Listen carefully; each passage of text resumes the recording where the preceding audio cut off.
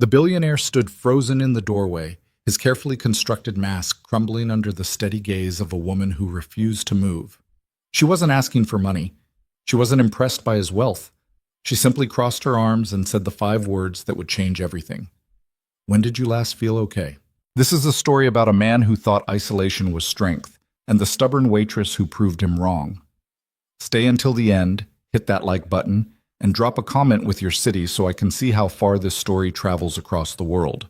The GPS announced arrival at the same moment Ethan Cole's stomach twisted into knots he'd spent 4 hours trying to ignore.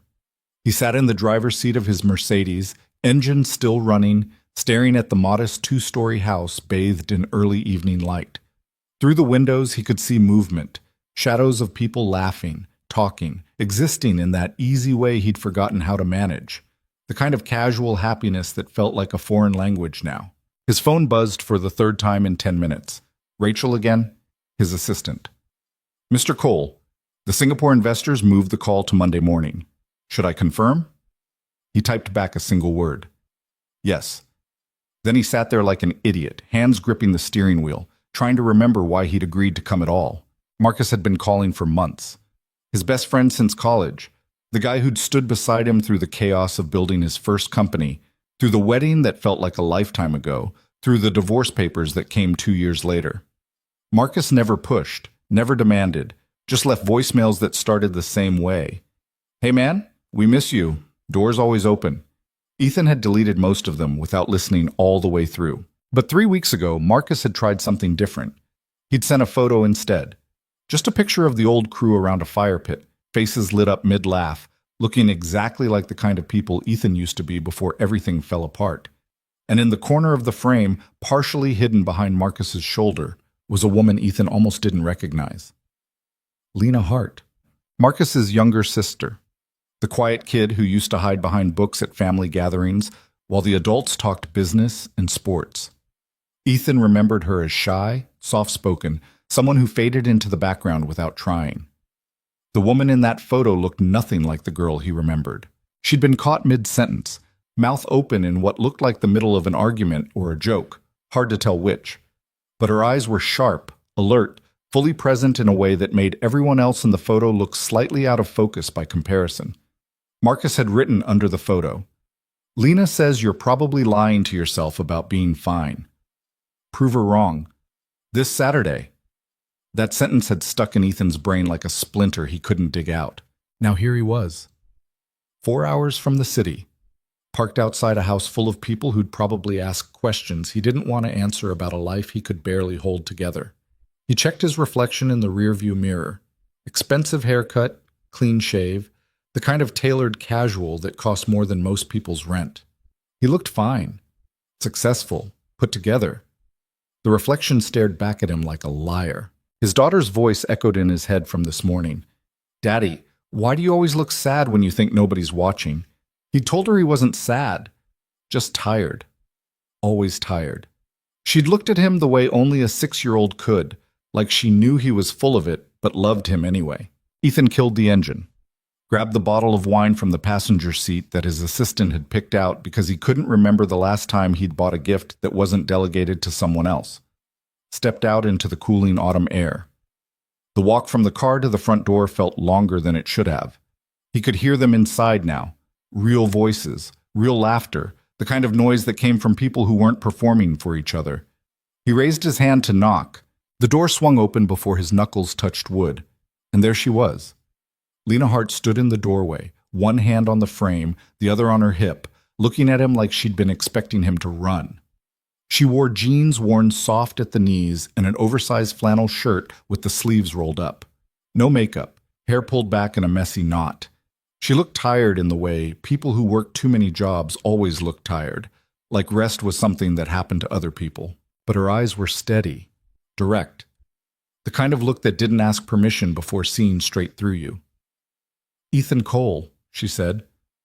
Not a question, a statement, like she was confirming something she'd already decided. "Lena," he tried for a smile, the one that worked in boardrooms and business dinners. "It's been a while. 6 years. She didn't move from the doorway, didn't step aside to let him in. "You look different." So do you. I grew up. She tilted her head slightly, studying him the way someone might study a puzzle missing obvious pieces. You, on the other hand, look like you're about 10 seconds away from getting back in that car and driving home. The smile faltered. I'm fine.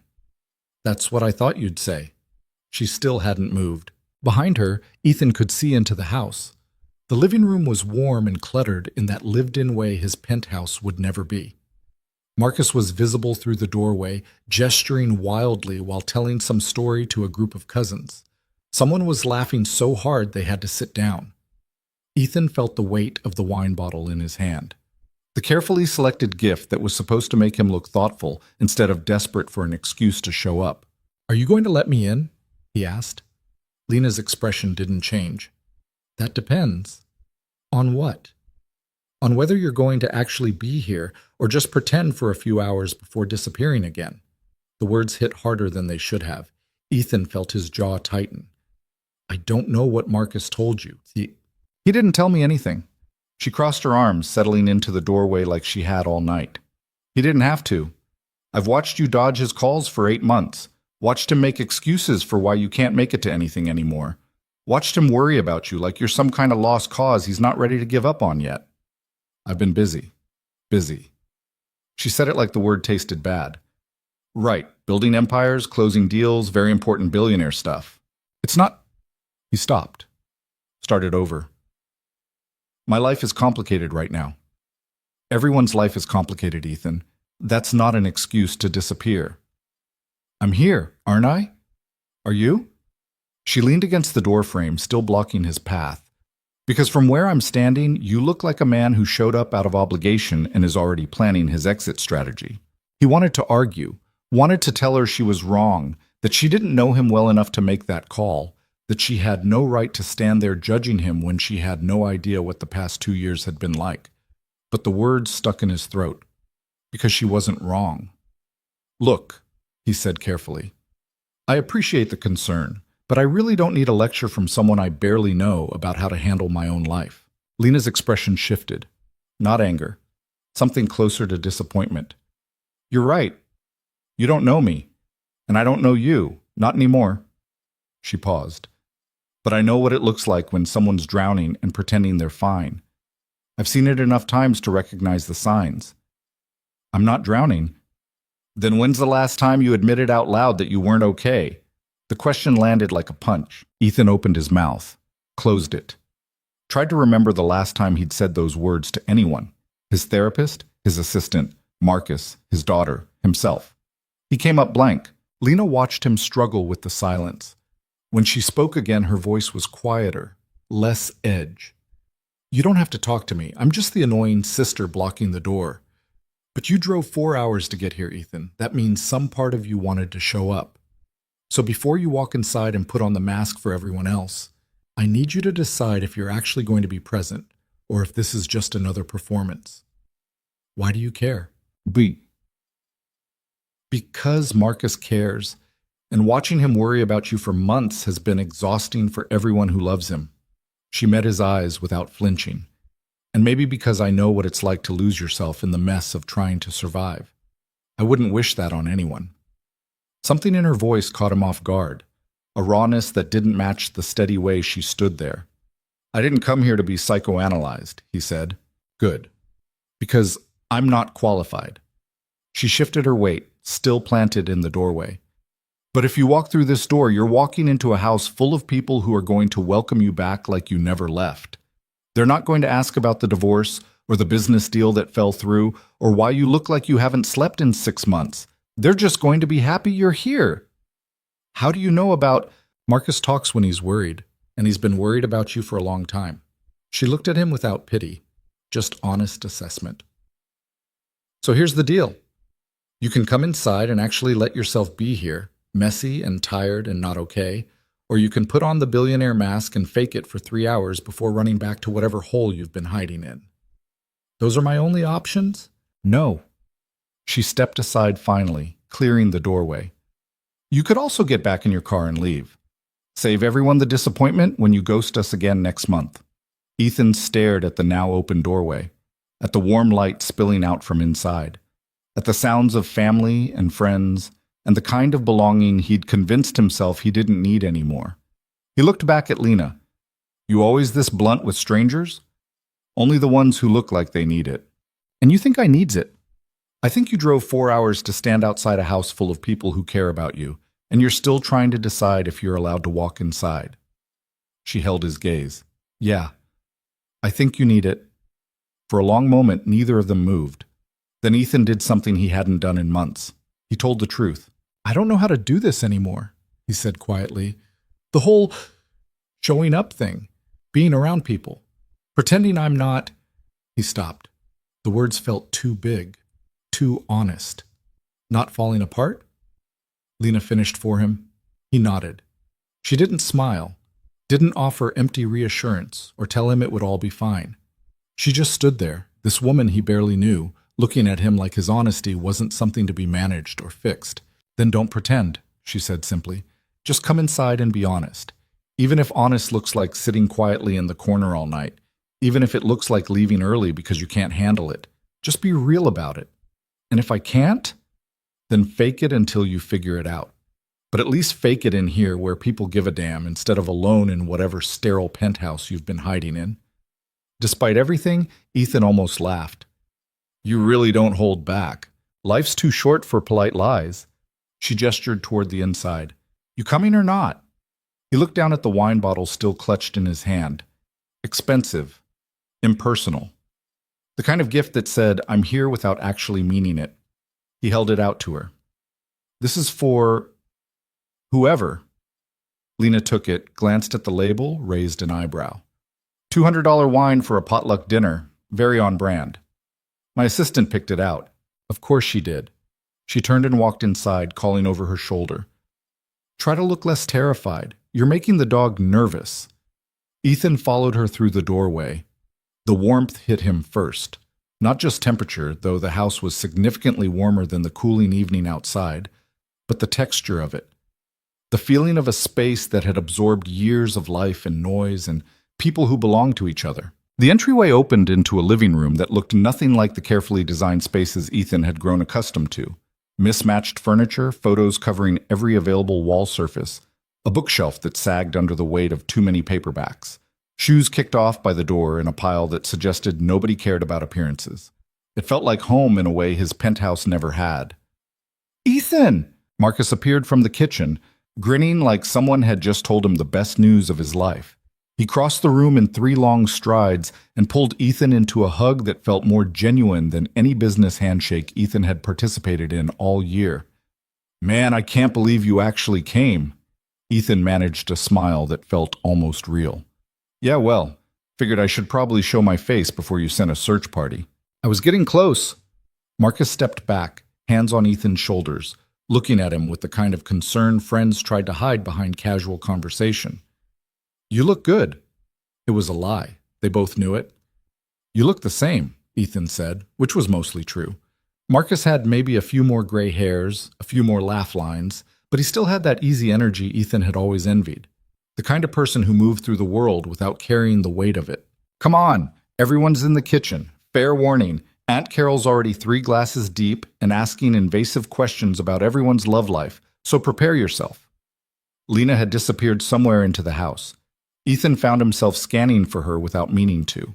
Marcus led him through to the kitchen, where chaos reigned in the form of too many people trying to cook in too small a space. The table was covered with dishes in various states of preparation. Someone had apparently attempted homemade bread and failed spectacularly. There was flour everywhere.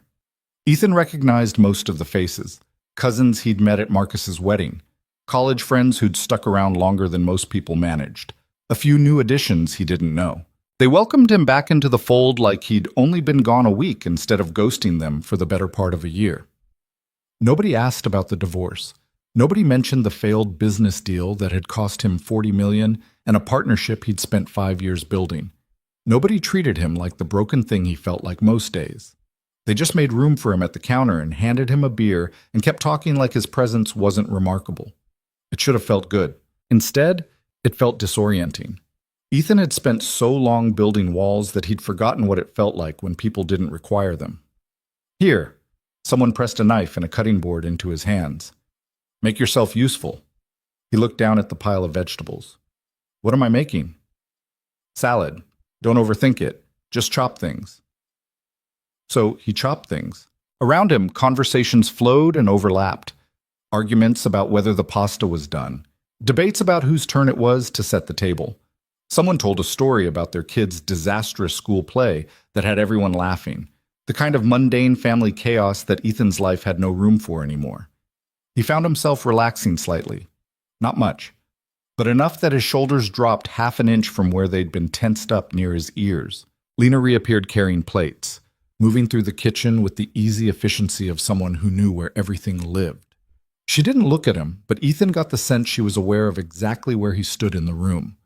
Dinner was served in shifts because there weren't enough chairs for everyone to sit at once. Ethan ended up at the table with Marcus, two cousins he vaguely remembered, and an older woman who introduced herself as Margaret, Marcus's aunt on his mother's side. The food was good in that imperfect homemade way. Nothing like the restaurants Ethan usually ate at, where every dish was plated like art and tasted like someone was trying too hard. This was just food, pasta that was slightly overcooked, bread that hadn't risen properly but tasted fine anyway, salad with too much dressing because someone got distracted mid-pour. It was perfect. So, Ethan, Margaret said, fixing him with sharp eyes that reminded him uncomfortably of Lena's earlier assessment. Marcus tells us you've been busy with work. There it was, the opening he'd been expecting, the moment where someone would start digging into why he'd disappeared. Yeah, he said carefully. It's been a challenging year. I bet. She didn't elaborate, just left the statement hanging there, inviting him to fill the silence if he wanted to. He didn't. She nodded like that was answer enough and changed the subject to something about her garden. The meal continued. People talked over each other, passed dishes, told stories that required dramatic reenactments, normal family dinner chaos. Ethan felt like an anthropologist observing a culture he used to understand but had somehow become foreign. After dinner, people scattered. Some headed outside to the back porch. Others clustered in the living room around a card game that apparently had been going on for 3 family gatherings, now with increasingly complicated rules. Marcus pulled Ethan aside. You doing okay? I know this is probably a lot. I'm fine. The words came out automatic, rehearsed. Marcus looked at him for a long moment. Lena said you'd say that. Lena seems to have a lot of opinions about me. She's protective. Don't take it personally. Marcus hesitated. She's had a rough couple years, lost her mom. Been taking care of her grandmother and her nephew basically on her own. Works herself half to death between 2 jobs. I think she recognizes the signs of someone burning out because she's been there. Ethan felt something uncomfortable twist in his chest. Guilt, maybe. Or recognition. I didn't know about her mom, he said. Yeah, cancer. 2 years ago. It was brutal. Marcus rubbed the back of his neck. Lena basically put her whole life on hold to take care of her. By the time Mom passed, Lena had dropped out of grad school, lost her apartment, burned through her savings. She's been rebuilding ever since. She seems like she's holding it together.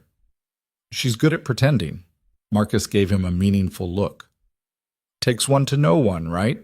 Before Ethan could respond, someone called Marcus back to settle a dispute about card game rules.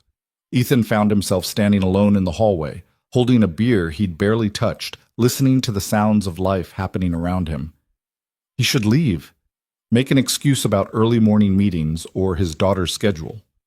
Thank Marcus for dinner and promise to stay in touch this time, another lie they'd both pretend to believe. Instead, he drifted toward the kitchen. Lena stood at the sink washing dishes while music played softly from a speaker on the counter. Old soul music, the kind his mom used to play on Sunday mornings. She didn't turn around when he entered, but her shoulders shifted slightly, acknowledging his presence without inviting conversation. Ethan picked up a dish towel, started drying the clean plates she'd stacked on the counter. They worked in silence for a while, just the sound of running water and Etta James singing about heartbreak. You don't have to help, Lena said finally. I know. Most people escape to the porch or the living room. Avoid the cleanup. I'm not most people. She glanced at him sideways. No, I guess you're not. More silence. Not uncomfortable. Just present. Thank you, Ethan said quietly. For what? For the doorway thing. Earlier. He set down a dried plate. You were right. I was already planning my exit. And now? Now I'm here. He paused. I'm not sure what I'm doing, but I'm here. Lena shut off the water, dried her hands on her jeans, turned to face him properly. That's enough, she said, being here. Even if it's messy, even if you don't have it figured out. I'm a 32-year-old billionaire who can barely get through dinner without having an existential crisis. I think messy might be an understatement. The corner of her mouth twitched, almost a smile. At least you're honest about it now. Only because you didn't give me another option. Someone had to call you out. She leaned against the counter, studying him with that same direct gaze from earlier. You can't spend your whole life hiding behind success and pretending that's the same thing as being okay. Is that what you think I'm doing? Isn't it? Ethan wanted to argue.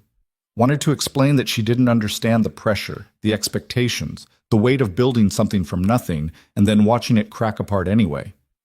But the words felt hollow before he could say them. I have a daughter, he said instead.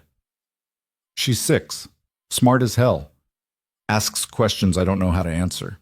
He stared at the plate in his hands. This morning she asked me why I always look sad when I think nobody's watching.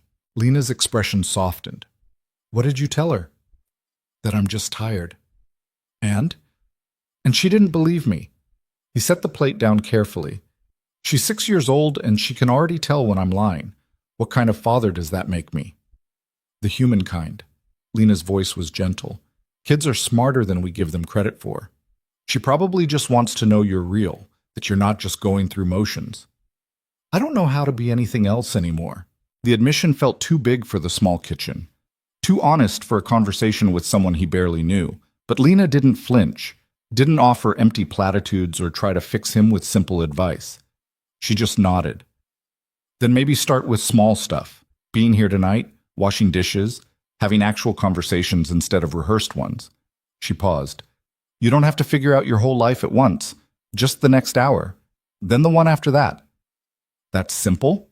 I didn't say simple. I said small. There's a difference. Ethan found himself almost smiling. You're very wise for someone who's broke and washing dishes at a family dinner. Wisdom and money rarely hang out in the same neighborhood. She grabbed another plate to dry. Besides, being broke teaches you things wealth never will, like how to actually appreciate the stuff that matters. And what matters? She gestured around the kitchen. This. People who show up. Honest conversations. The kind of belonging that doesn't come with conditions or contracts. She looked at him directly. The stuff you can't buy, build, or delegate to an assistant. The words hit harder than they should have. Before Ethan could respond, Marcus poked his head into the kitchen. Hey, we're starting a movie. You guys in? Lena looked at Ethan. You staying? He should say no. Should thank them for dinner and head back to the city. Back to his penthouse and his daughter and the carefully controlled life he'd built to keep the mess at bay. But looking at Lena's steady gaze, remembering her words from the doorway, just be present, Ethan found himself nodding. Yeah, he said. I'll stay. Marcus grinned. Perfect. Fair warning. Aunt Carol picked the movie, so it's probably going to be some weird indie thing with subtitles and no plot. They ended up crammed into the living room, bodies arranged across couches and floor cushions and folding chairs brought in from the garage. Ethan found himself wedged between Marcus and a cousin whose name he'd already forgotten, with Lena sitting cross-legged on the floor near his feet. The movie was exactly as Marcus predicted. Slow-paced, subtitled, the kind of film that valued mood over narrative. Normally, Ethan would have been checking his phone within 15 minutes, planning tomorrow's meetings, responding to emails that could wait but felt urgent anyway. Instead, he just watched. Not really the movie, but the people around him. The way Marcus's aunt kept providing commentary until someone threw a pillow at her.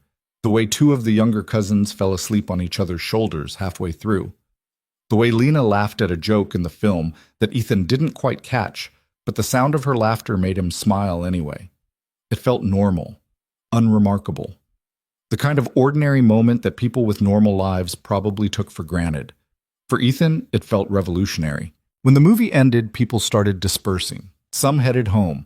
Others claimed bedrooms upstairs. The cousins who'd fallen asleep were gently relocated to the guest room. Ethan checked his watch. Nearly 11. He should go, drive back to the city, get home before midnight. You're not driving back tonight. He turned to find Lena standing beside him, arms crossed, wearing that same stubborn expression from the doorway. I'm fine to drive. That's not what I said. I said you're not driving back tonight. She nodded toward the stairs. Marcus already made up the guest room. You're staying. I didn't agree to that.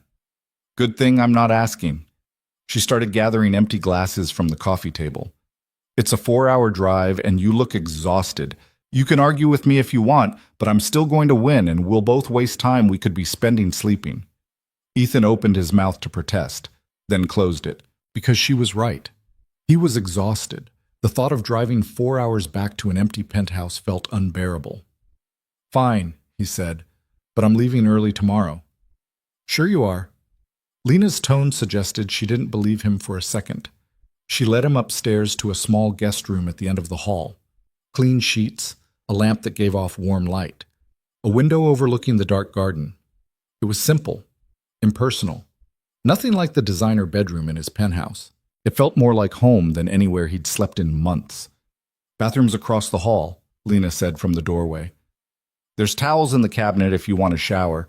Try not to overthink everything tonight. Is that possible? Probably not. But try anyway. She started to leave, then paused. Ethan? Yeah? I'm glad you stayed. Before he could respond, she was gone. Ethan stood in the quiet room, listening to the house settle around him.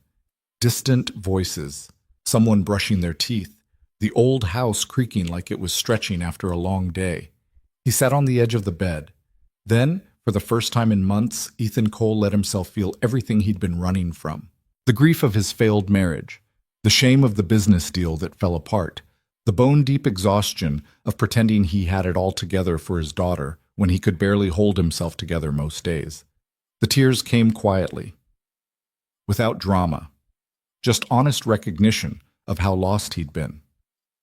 And in the morning, when sunlight filtered through the window and the smell of coffee drifted up from downstairs, Ethan woke up feeling something he hadn't felt in a long time. Not fixed, not healed, but maybe, possibly, like he might eventually be okay. And for now, that was enough. The smell of coffee hit him before consciousness fully returned. Ethan opened his eyes to unfamiliar surroundings. Floral curtains, morning light cutting across pale blue walls, the distant sound of voices downstairs. For a disorienting moment, he couldn't place where he was or why his body felt less tense than it had in months. Then memory settled back in. Marcus's house. The dinner. Lena blocking the doorway. He checked his phone. 7:30. 6 missed calls from his assistant. 11 emails flagged urgent. None of them were actually urgent. Ethan sat up slowly, running a hand through his hair. His suit from yesterday lay draped over a chair where he'd left it, looking expensive and out of place in the simple guest room. He'd slept in his undershirt and boxers, too exhausted to care about proper sleepwear. The house was already awake. He could hear movement downstairs, the clink of dishes, someone laughing about something. He should get dressed, thank Marcus for the hospitality, drive back to the city before traffic got bad. Instead, he sat there on the edge of the bed, staring at his phone, trying to remember why the emails felt important. A soft knock interrupted his thoughts. You awake? Lena's voice came through the door. Yeah. Decent? Define decent. The door cracked open. Lena stood there holding 2 mugs of coffee, her hair still damp from a shower, wearing the same worn jeans from last night and a different flannel. She took in his half-dressed state without comment. Coffee, she said, holding out one of the mugs. Black. Figured you for the type who drinks it straight. Good guess. He took the mug, grateful. What time do people usually leave? Depends on the people. Some already left for work. Others are still asleep. She leaned against the doorframe, sipping her own coffee. You in a rush? I should be. But you're not. He shrugged. Apparently not. Lena studied him over the rim of her mug. You look different this morning. Different how? Less like you're about to break. She said it casually, like commenting on the weather. Still tired, still carrying too much, but less brittle. Ethan didn't know how to respond to that, so he focused on his coffee instead. It was good, strong, the kind that actually tasted like coffee instead of the overpriced burnt nonsense his assistant ordered from the place near his office. "Breakfast is happening downstairs if you're interested," Lena said. "Fair warning, it's chaotic. Marcus is attempting pancakes despite having no pancake-making skills whatsoever. Aunt Margaret is criticizing his technique. One of the cousins brought their toddler, who's currently having opinions about everything very loudly." "Sounds exhausting." "It is." She smiled slightly. "But in a good way. The kind of exhausting that comes from being around people instead of problems." Before Ethan could process that, she pushed off the doorframe. "Get dressed. Come down when you're ready. Or don't. Nobody's keeping score." She left, pulling the door closed behind her. Ethan sat there for another minute, drinking coffee and staring at his phone. His assistant had sent a follow-up text. "Mr. Cole, please confirm you received the meeting notes. Singapore team is waiting." He typed back, "Received. Tell them we'll discuss Monday. I'm unavailable today." Then he turned off his phone completely. The act felt reckless and freeing in equal measure. Downstairs, the kitchen was exactly as chaotic as Lena had promised. Marcus stood at the stove, wearing an apron that said "Kiss the Cook" in faded letters, flipping pancakes with the concentrated focus of someone attempting surgery. Aunt Margaret sat at the kitchen table, offering unsolicited advice about heat distribution and batter consistency while reading a newspaper. A toddler, maybe 3 years old, sat in a high chair, banging a spoon against the tray and shouting "more" at random intervals. Lena stood at the counter, slicing fruit with efficient precision. "Ethan!" Marcus spotted him first, grinning like they were old college roommates instead of friends who'd barely spoken in months. "You survived the night. I wasn't sure you'd stick around." "Your sister made a compelling argument about not driving tired." "My sister makes compelling arguments about everything. It's annoying." Marcus gestured with the spatula. "Pancakes are almost ready. Grab a seat." The toddler chose that moment to fling the spoon across the room. It clattered against the cabinet near Ethan's head. "Sorry." A woman Ethan vaguely recognized rushed over to retrieve it. "He's in a throwing phase. We're working on it." "No worries." Ethan bent down, picked up the spoon, handed it back. The toddler immediately threw it again. "Okay, new strategy." The woman, Sarah, Ethan remembered now, one of Marcus's cousins, removed all throwable objects from the high chair's vicinity. "You're getting Cheerios and nothing else until you learn physics doesn't work that way." Ethan found himself smiling despite everything. He grabbed a seat at the table next to Aunt Margaret, who glanced up from her newspaper long enough to say, "Coffee's fresh if you need more." "I'm good, thank you." She nodded and went back to the crossword puzzle she'd been working on. The normalcy of it felt surreal, like he'd stepped into someone else's life temporarily, someone whose biggest problem was whether the pancakes would turn out okay. Lena brought over a plate of sliced strawberries and melon, setting it in the center of the table. "Fruit's ready. Marcus, you need to flip that one before it burns." "I know what I'm doing." "You really don't." "I've made pancakes before." "Burning frozen ones in a toaster oven doesn't count." Marcus flipped the pancake with exaggerated flair. It landed perfectly. He pointed the spatula at Lena triumphantly. "See? Skills. One decent flip doesn't erase the 3 you burned earlier. Those were practice rounds. You can't practice your way through an entire box of mix." Watching them bicker felt like watching a well-rehearsed play, the kind of sibling dynamic built over years of shared history and mutual affection disguised as insults. Ethan had been an only child. He'd never had this, the comfortable rhythm of people who knew each other well enough to argue without malice. Breakfast was served in the same chaotic fashion as dinner had been. Pancakes that varied wildly in quality. Fruit, bacon that was slightly too crispy, orange juice in a pitcher that didn't match any of the glasses. People ate standing up, sitting down, moving between conversations like water finding its level. Ethan ended up with a plate of food he hadn't asked for, sitting between Marcus and a cousin whose name he still couldn't remember, listening to Aunt Margaret explain her strategy for the New York Times crossword. "The trick is to start with the small words," she was saying. "Everyone wants to solve the big impressive answers first, but those are designed to be difficult. The 3-letter words are your foundation. Build from there." "Sounds like business strategy," Ethan found himself saying. "Handle the fundamentals before tackling the complicated stuff." Margaret looked at him with sharp eyes. Exactly, though most people ignore that advice in both crosswords and life. Present company included? Especially present company. She took a sip of coffee. Marcus says you run a tech company. Used to, sort of. It's complicated. Most worthwhile things are. She went back to her puzzle. Doesn't mean they're not worth figuring out. Ethan wasn't sure if they were still talking about crosswords. After breakfast, people scattered again. Marcus disappeared to help his cousin wrangle the toddler. Aunt Margaret claimed the porch with her newspaper. Others drifted toward various corners of the house. Ethan found himself alone in the kitchen with Lena again, falling into the same rhythm they'd established last night, him drying dishes while she washed. You don't have to keep helping, Lena said, echoing her words from the previous evening. Maybe I want to. Why? Good question. Ethan considered it while drying a plate. Because it feels normal, simple. I spend most of my time in meetings where everyone's performing some version of themselves they think I want to see. This is just washing dishes? The bar for your life satisfaction is concerningly low. You'd be surprised how rare simple actually is when you have money. Lena handed him another wet plate. Money doesn't complicate things. People's relationship to money does. Spoken like someone who's never had to manage investors, board members, and employees who all want different things from you simultaneously. Spoken like someone who's never had to choose between paying rent and buying groceries. She said it without bitterness, just fact. Different problems, same underlying question. Which is? What actually matters when everything else gets stripped away? Ethan set down the plate. And what's your answer? Lena was quiet for a moment, hands still in the soapy water. People who show up. Work that means something, even if it doesn't pay much. Making it through hard days and still finding reasons to try again tomorrow. She glanced at him. The stuff that doesn't look impressive on paper, but keeps you human. Sounds exhausting. It is. She pulled the plug, watching the water drain.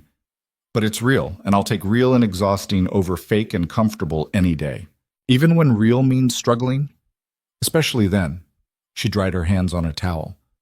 Struggling means you're still fighting. Comfortable means you've stopped trying. Ethan leaned against the counter, studying her. You're very sure about things. I'm sure about some things, uncertain about most, but I've learned to tell the difference. She met his eyes. You, on the other hand, seem uncertain about everything while pretending to be sure about all of it. Thanks for the psychoanalysis. You're welcome. She tossed him the towel. Come on. I want to show you something. She led him through the house to a back door he hadn't noticed before, out into the garden he'd glimpsed from the guest room window last night. In daylight, it was bigger than he'd realized. Not manicured or designed, just a sprawling space where nature had been gently encouraged rather than controlled. Wildflowers mixed with vegetable plants. A wooden bench sat under an old oak tree. Birds moved through the branches overhead. It felt peaceful in a way Ethan's perfectly landscaped rooftop terrace never had. Marcus and I used to play out here when we were kids, Lena said, walking toward the bench. Before Mom got sick, before everything got complicated. Ethan followed her, settling onto the bench beside her. The wood was worn smooth from years of use, warm from the morning sun. What was she like? He asked. Your mom. Lena smiled, though something sad flickered behind it. Strong, stubborn, terrible at asking for help even when she desperately needed it. She paused. Kind of like someone else I know. Subtle. I don't do subtle. She pulled her knees up to her chest, wrapping her arms around them. She got diagnosed 2 weeks after I started grad school. Breast cancer. Stage 3. The doctor said 18 months, maybe 2 years with treatment. I'm sorry. Everyone's sorry. Sorry doesn't change anything. Lena rested her chin on her knees. I dropped out immediately, moved back home, spent the next year and a half taking care of her while she slowly stopped being herself. Ethan didn't know what to say, so he just listened. The worst part wasn't watching her die, Lena continued quietly. It was watching her fight so hard to stay alive for everyone else's sake when she was clearly ready to go. She kept pushing through treatments that made her miserable because she didn't want to disappoint us by giving up. That sounds like love.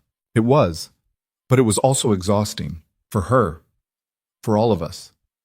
Lena looked out at the garden. Toward the end, I told her it was okay to stop fighting, that we'd be okay, that she didn't have to keep suffering just to make us feel better about losing her. What did she say? She cried. Then she thanked me. Then she stopped the treatments. Lena's voice caught slightly. She died 3 weeks later, peacefully, in her sleep, finally at rest. They sat in silence for a while. A breeze moved through the oak tree, rustling leaves overhead. Why are you telling me this? Ethan asked finally. Lena turned to look at him. Because you remind me of her. The way she kept pretending everything was fine even when it clearly wasn't. The way she carried everything alone because asking for help felt like weakness. She held his gaze. The way she only admitted she was drowning when someone finally gave her permission to stop performing.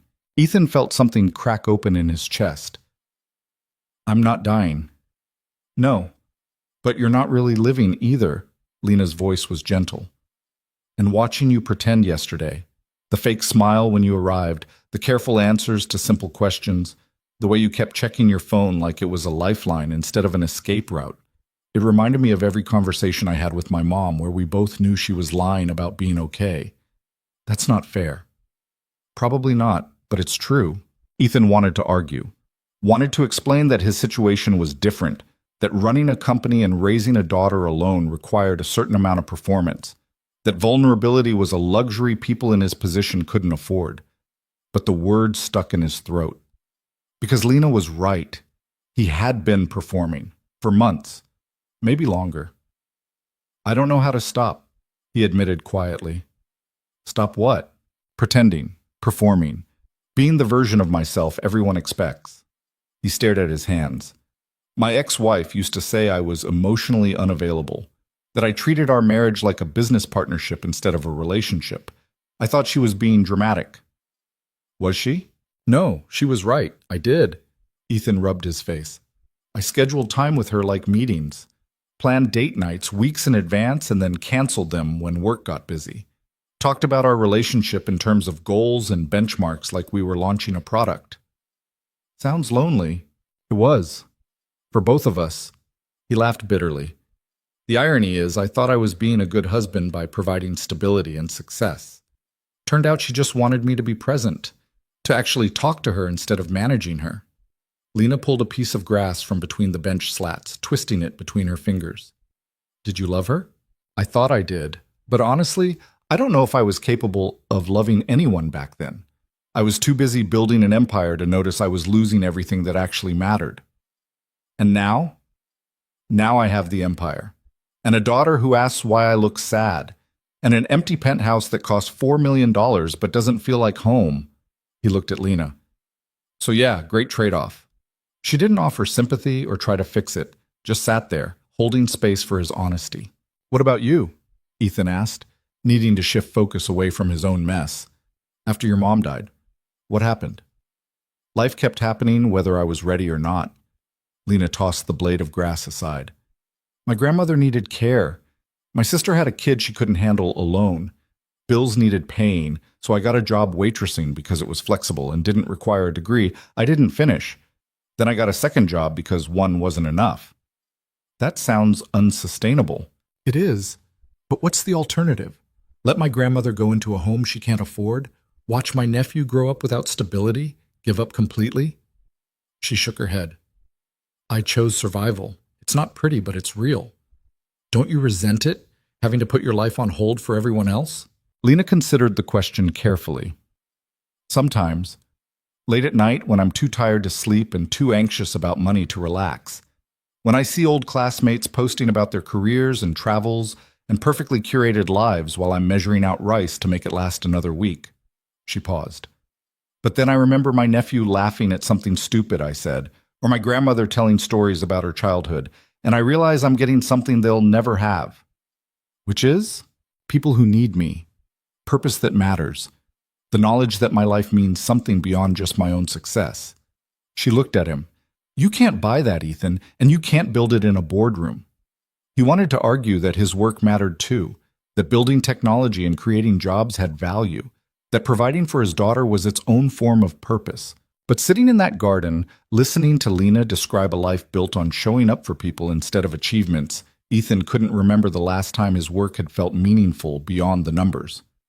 "I'm tired," he said suddenly. Not physically, though he was that too, but deeper. Soul-level exhaustion. "I know. I don't know how to fix it." Maybe you don't have to fix it. Maybe you just have to acknowledge it and start making different choices. Lena stood, brushing off her jeans. "Come on. Marcus is probably wondering where we disappeared to." They walked back toward the house in comfortable silence. At the door, Lena paused. "Can I ask you something?" "Sure." "When's the last time you did something just because you wanted to? Not because it was strategic or necessary or good for business, just because it made you happy?" Ethan thought about it, really thought about it. He came up blank. Lena nodded like that was the answer she'd expected. Something to think about. Back inside, Marcus had corralled a group for a board game that apparently required teams and elaborate rules. Ethan got drafted onto Marcus's team, along with 2 cousins. Lena ended up on the opposing side with Aunt Margaret and Sarah. The game devolved into chaos within 20 minutes. Arguments about rule interpretations, accusations of cheating, laughter that made it impossible to focus. Ethan couldn't remember the last time he'd laughed that hard. They played for hours. One game turned into 3. People kept joining and dropping out. Snacks appeared and disappeared. Aunt Margaret proved to be ruthlessly competitive in ways that kept everyone off balance. At some point, Ethan stopped thinking about the emails piling up on his turned-off phone. Stopped planning his exit. Stopped performing. He just played. And for the first time in longer than he could remember, Ethan felt like himself instead of the carefully constructed version he'd been maintaining. Afternoon drifted into evening. People started talking about dinner plans. Marcus suggested ordering pizza since nobody felt like cooking after the breakfast chaos. "I should probably head out," Ethan said, though the words lacked conviction. "Should you?" Marcus asked. "Or are you just saying that because you think you should?" Ethan didn't have a good answer. Lena appeared beside him, carrying empty glasses from the game. "Stay for dinner, leave after if you want, but at least eat first." It wasn't really a question. "You're very pushy," Ethan said. "Someone has to be. You're very good at running away." She had him there. Dinner was pizza eaten straight from boxes while people argued about what movie to watch. Ethan ended up on the floor again, back against the couch, with a paper plate balanced on his knee. It was chaotic and imperfect, and nothing like the carefully planned meals he usually ate alone in his penthouse. It was also the best dinner he'd had in months. Later, after the movie ended and people started heading to bed, Ethan found himself in the kitchen again. This time just him and Marcus cleaning up the pizza boxes and empty glasses. "You doing okay?" Marcus asked. "I know this is probably a lot after being isolated for so long." "I'm good." The words came out automatic, but this time they felt closer to true. Marcus studied him.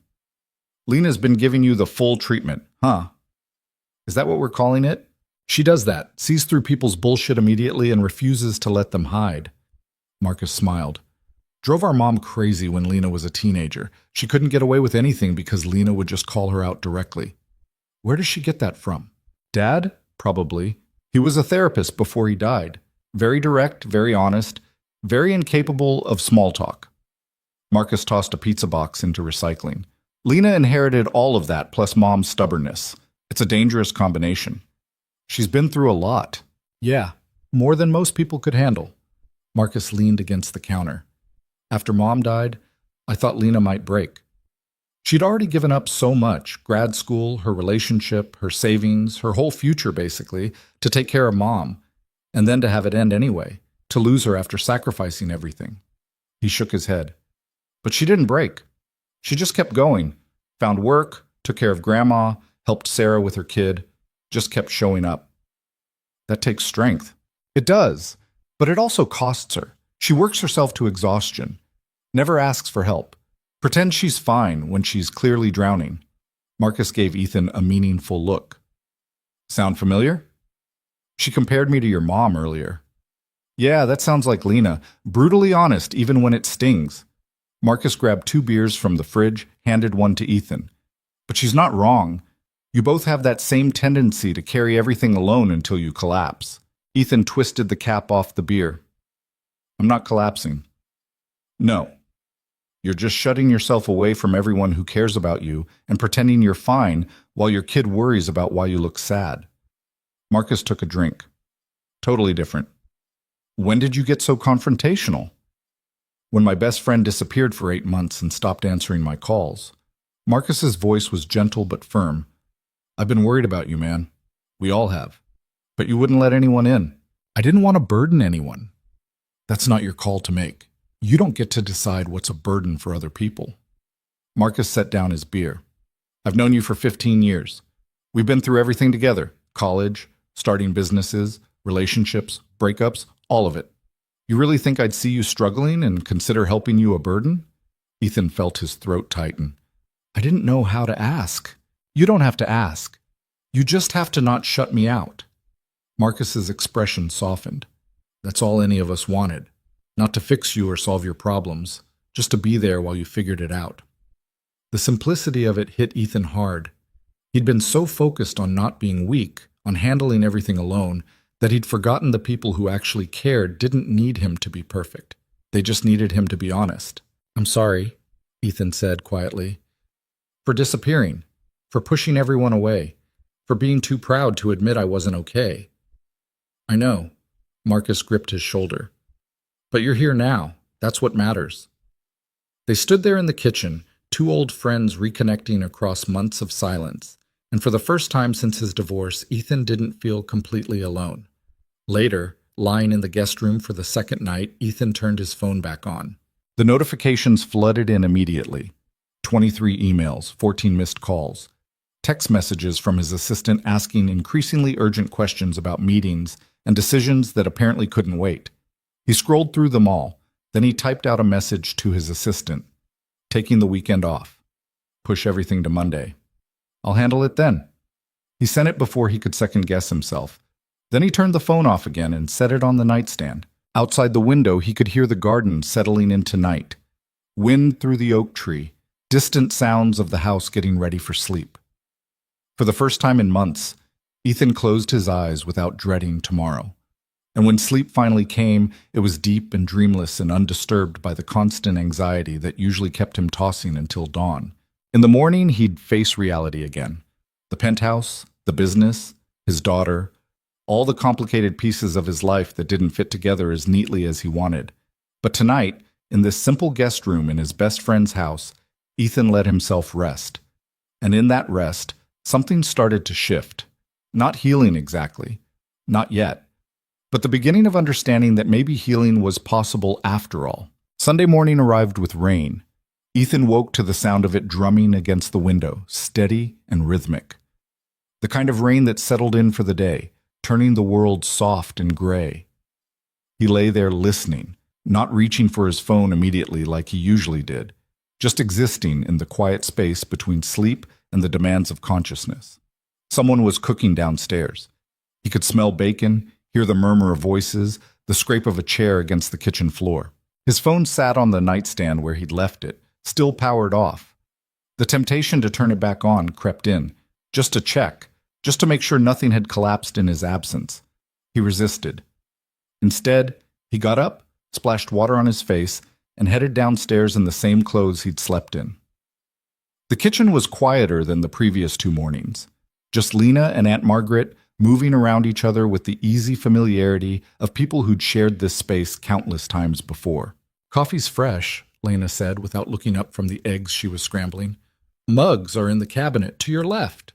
Ethan poured himself a cup, settled at the table across from Margaret, who was doing another crossword puzzle.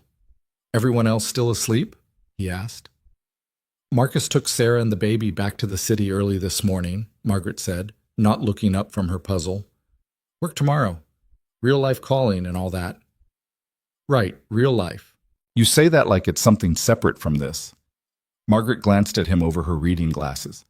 This is real life too, you know, just a different version of it. Ethan didn't have an answer for that.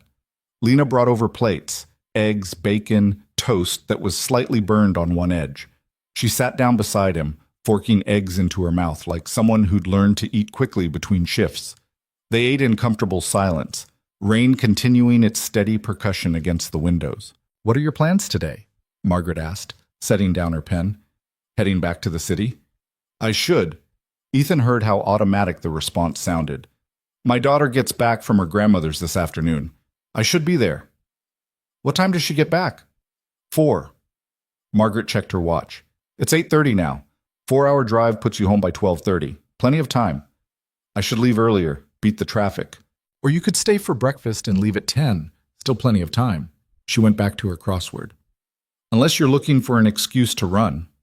Ethan looked at Lena, who was watching him with that same steady assessment she'd given him in the doorway 2 days ago. She's right, Lena said. You've got time. Unless being here is that unbearable. It's not unbearable. Then stay. She said it simply, not demanding, just offering. So he stayed. After breakfast, Margaret disappeared upstairs with a book. Lena started clearing dishes, and Ethan fell into the now familiar rhythm of drying beside her. The rain had settled into a steady drone, the kind of weather that made everything feel slower, softer around the edges. Can I ask you something? Ethan said, breaking the silence. You're going to anyway. Why do you keep helping me? You don't know me. You have your own problems. But you've spent this whole weekend basically forcing me to be honest about my life. Lena rinsed a plate, handed it to him. You want the real answer or the polite one? Reals. Because watching you pretend reminded me of every mistake I made after Mom died. She kept washing dishes, not looking at him. I spent 6 months telling everyone I was fine, that I didn't need help, that I could handle everything alone, and I almost destroyed myself trying to prove it. What changed? I ended up in the emergency room at 2 in the morning because I'd been so exhausted I'd passed out at work and hit my head on the way down. She touched her temple absently, like the memory still lived there. Concussion, dehydration, borderline malnutrition because I'd been skipping meals to save money. The doctor asked me who I could call, and I realized I'd pushed away everyone who would have come. Ethan set down the plate. What did you do? Called Marcus. Cried for about an hour straight. Let him help me figure out a schedule that didn't involve working myself to death. She pulled the plug, watching the water drain. It didn't fix everything. I still struggle. Still work too much. Still lie awake at night worrying about money. But at least I'm not doing it completely alone anymore. And you see me making the same mistakes. I see you drowning while pretending you're swimming. Yeah. She dried her hands, turned to face him. Look, I get it. Asking for help feels like admitting defeat, like you're not strong enough to handle your own life. But that's bullshit, Ethan. Strength isn't carrying everything alone. It's knowing when you need someone to help carry the weight. That sounds nice in theory. It's harder in practice. I know. She leaned against the counter. But the alternative is what? Keep isolating yourself until your kid grows up wondering why her dad was always there physically but never actually present? The words hit like a physical blow. That's not fair. No, but it's true. Lena's voice was gentle despite the harshness of what she was saying. You drove 4 hours to get here, Ethan. You stayed 2 nights when you planned to leave after dinner. You turned off your phone and actually relaxed for the first time in who knows how long. What does that tell you? That I'm avoiding my real life? Or that your real life has become so unbearable that a weekend with strangers feels like relief? She held his gaze. Maybe the problem isn't that you're here. Maybe it's what you're going back to. Ethan wanted to argue, wanted to defend the life he'd built, the success he'd achieved, the carefully structured existence that looked perfect from the outside. But standing in that kitchen with rain falling outside and dishes drying on the counter, he couldn't find the words, because Lena was right. His real life had become unbearable. Not in dramatic ways, no crisis, no catastrophe, just the slow suffocation of going through motions without meaning, of achieving success that felt hollow, of being surrounded by people who needed things from him but never actually saw him. I don't know how to fix it, he said quietly. Then don't fix it. Just start changing it. Small things, one decision at a time. Lena moved toward the coffee pot, refilling her mug. You want more? He held out his mug. She poured. Like what? He asked. What small things? Like actually taking weekends off instead of working 7 days a week. Like hiring people you trust so you're not micromanaging every detail. Like spending time with your daughter that isn't scheduled around conference calls. She added cream to her coffee. Like maybe calling your best friend once in a while instead of avoiding him for 8 months. I didn't know where to start. So start now. Start small. Start imperfect. She took a sip, watching him over the rim. You don't have to have it all figured out, Ethan. You just have to stop pretending you already do. They moved to the living room, settling into opposite ends of the couch, while rain blurred the windows. The house felt different with most people gone, quieter, more intimate. Lena curled up in this corner, feet tucked under her, nursing her coffee. Ethan sat at the other end, suddenly aware of how much space existed between them and how little it felt like. Tell me about your daughter, Lena said. What's she like? Ethan felt his expression soften automatically. She's 6. Smart as hell. Asks questions that would stump most adults. Last week she wanted to know why people cry when they're happy if crying is supposed to mean you're sad. What did you tell her? That emotions are complicated and sometimes our bodies don't know how to express them properly. He smiled despite himself. She thought about it for a minute, then asked if that's why I always look confused. Lena laughed. She sounds perceptive. Too perceptive. She notices everything. Like this morning when she asked why I look sad when I think nobody's watching. He stared into his coffee. I didn't have a good answer because I didn't realize I was doing it. Kids see what we hide from everyone else. Yeah, it's terrifying. It's honest. Lena shifted position, getting more comfortable. What does she like to do, besides asking existential questions? She draws, constantly. Fills entire notebooks with pictures of animals and space and whatever random thing caught her attention that day. Ethan found himself smiling wider. Last month, she drew a series of what she called sad businessmen that were basically stick figures in suits looking miserable. When I asked her about it, she said she was drawing all the people she sees on my office floor. Ouch, right? 6 years old and already noticing the corporate soul crushing? He shook his head. She wants to be an artist when she grows up, or a veterinarian, or sometimes an astronaut. It changes daily. Must be nice to believe you can be anything. Must be. Ethan looked at Lena. What did you want to be before everything happened? She considered the question, finger tracing the rim of her mug. A therapist, actually. Like my dad. That's what I was studying before I dropped out. Clinical psychology. Wanted to help people work through trauma and loss and all the messy stuff that doesn't fit into neat categories. That fits. Does it? You're basically doing therapy right now, just without the degree or getting paid for it. Lena smiled. Fair point. Though I'm pretty sure actual therapists don't corner people in doorways and force them to be honest. Maybe they should. Might be more effective. They fell into silence again, but it was comfortable. The kind of quiet that didn't need filling. Outside, the rain continued. Inside, the house settled around them with creaks and sighs. I should probably go soon, Ethan said, though he made no move to stand.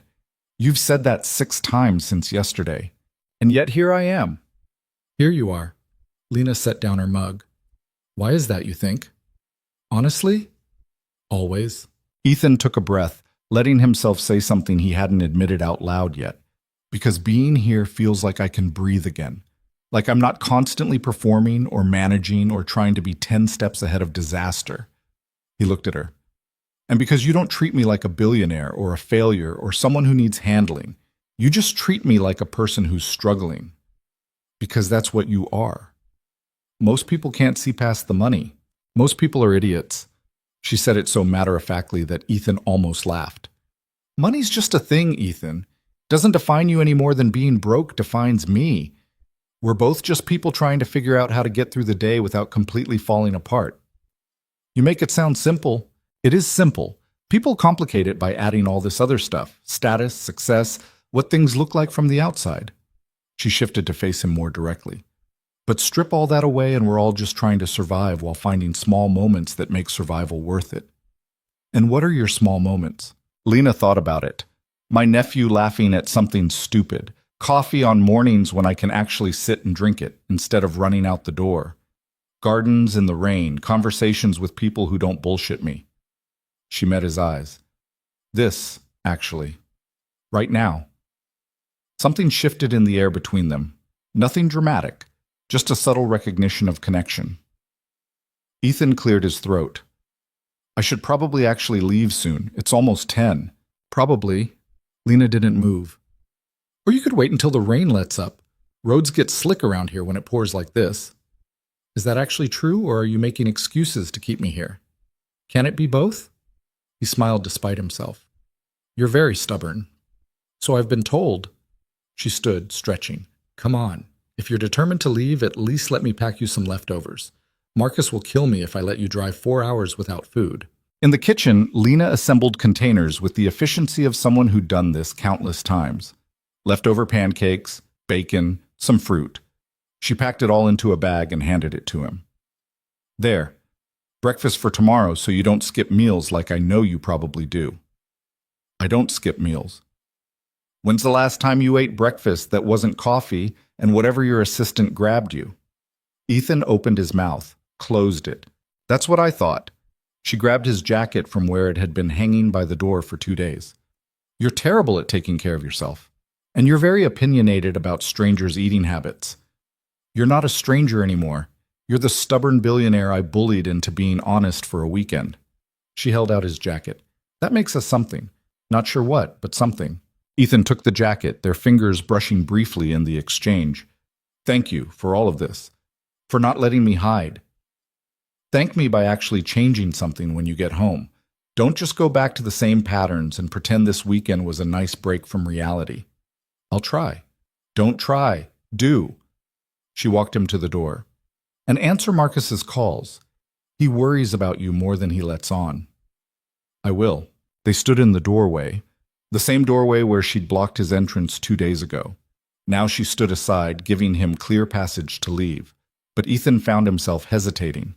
Can I ask you something before I go? Sure. Why do you work yourself to death for people who aren't even your responsibility? Your grandmother, your nephew. You're not obligated to sacrifice everything for them. Lena leaned against the doorframe, considering. Because they're family, because they need me, because I'd rather struggle helping people I love than be comfortable and alone. She paused. And because my mom spent her whole life teaching me that showing up for people matters more than anything else. I'm not going to dishonor that by abandoning everyone the moment it gets hard. Even when it costs you everything, especially then. That's when it means the most.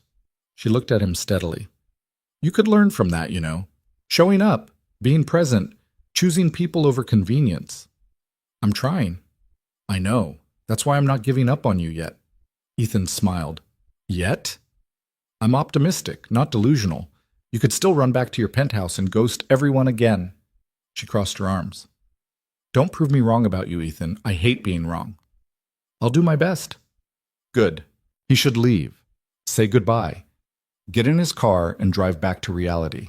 Instead, he heard himself asking, Can I have your number? Lena raised an eyebrow. You want my number? Is that weird? Little bit, yeah. But she was smiling. Why? Because I might need someone to call me on my bullshit occasionally, and you're very good at that. I am pretty good at it. She pulled out her phone. Give me yours.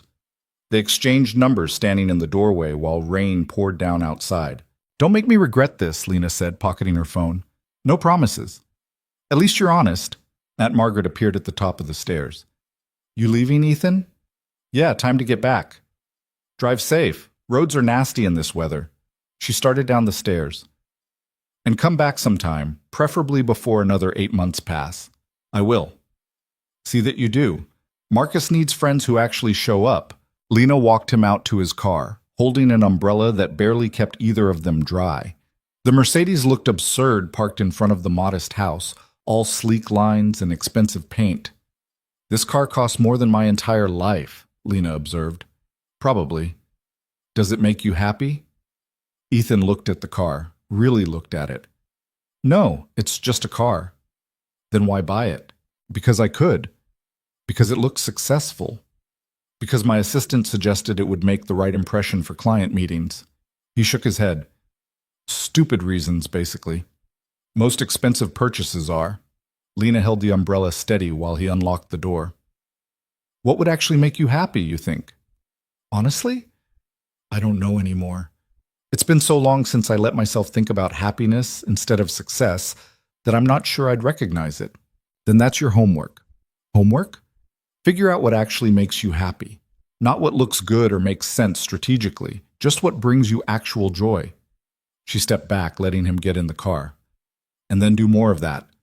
Ethan settled into the driver's seat, started the engine. Through the rain-streaked window, Lena looked smaller, more vulnerable than she had all weekend. He rolled down the window despite the rain. "Hey, Lena." "Yeah? You're really good at taking care of everyone else. Make sure you're taking care of yourself, too." Something flickered across her face. Surprise, maybe, or recognition that someone had actually noticed. "I'll try," she said. "Don't try, do." She laughed, throwing his own words back at him. "Fair enough." He rolled up the window, put the car in drive, and pulled away from the house. In the rearview mirror, he watched Lena stand in the rain, umbrella forgotten, getting soaked while she watched him leave. The drive back felt longer than 4 hours. Rain followed him most of the way, turning highways into rivers of brake lights and slow-moving traffic. Ethan had plenty of time to think. About the weekend. About Lena's words. About the life he was driving back to. He turned his phone on somewhere around the 2-hour mark. The notifications came flooding in as expected. Emails, messages, missed calls from people who needed decisions or approvals, or his attention for things that had felt urgent on Friday but seemed less important now. He scrolled through them mechanically, fingers hovering over the keyboard to respond. Then he stopped, set the phone down, kept driving. Whatever it was could wait until Monday. For the first time in years, Ethan let himself believe that the world wouldn't collapse if he took an actual weekend off. He got back to the city by 2:30. His penthouse felt exactly as he'd left it. Sterile, empty, expensive. Everything in its place. Nothing out of order. It felt like a museum instead of a home. Ethan set down his bag, walked through rooms that echoed with his footsteps, and realized he'd spent $4 million on a space that had never felt lived in. His daughter arrived at 4 on the dot. Jennifer, his ex-wife, dropped her off in the lobby with the same polite distance they'd maintained since the divorce. Brief small talk, schedule coordination, the practiced ease of people who'd learned to be civil for their child's sake. "Daddy!" His daughter crashed into him the moment the elevator doors opened, all 6-year-old energy and excitement. "Hey, pumpkin." He scooped her up, breathing in the scent of her shampoo. "Did you have fun at Grandma's?"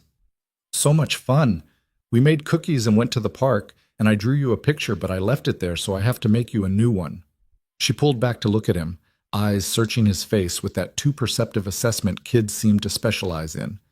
"You look different." "Different how?" She scrunched up her face, thinking. "Less tired, maybe? I don't know. Just different."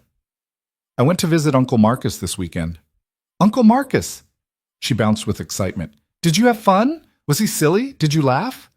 "Yeah, actually, I did." She beamed at him like he'd just told her the best news ever. "Good. You should laugh more, Daddy. You're nicer when you laugh."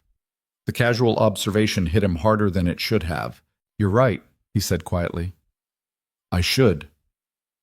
They spent the evening doing normal things, making dinner together, watching a movie, reading stories before bed. The kind of routine that happened every time she came back from her mom's. But this time, Ethan was actually present for it. He listened when she talked instead of half paying attention while thinking about work. He laughed at her jokes even when they didn't make sense.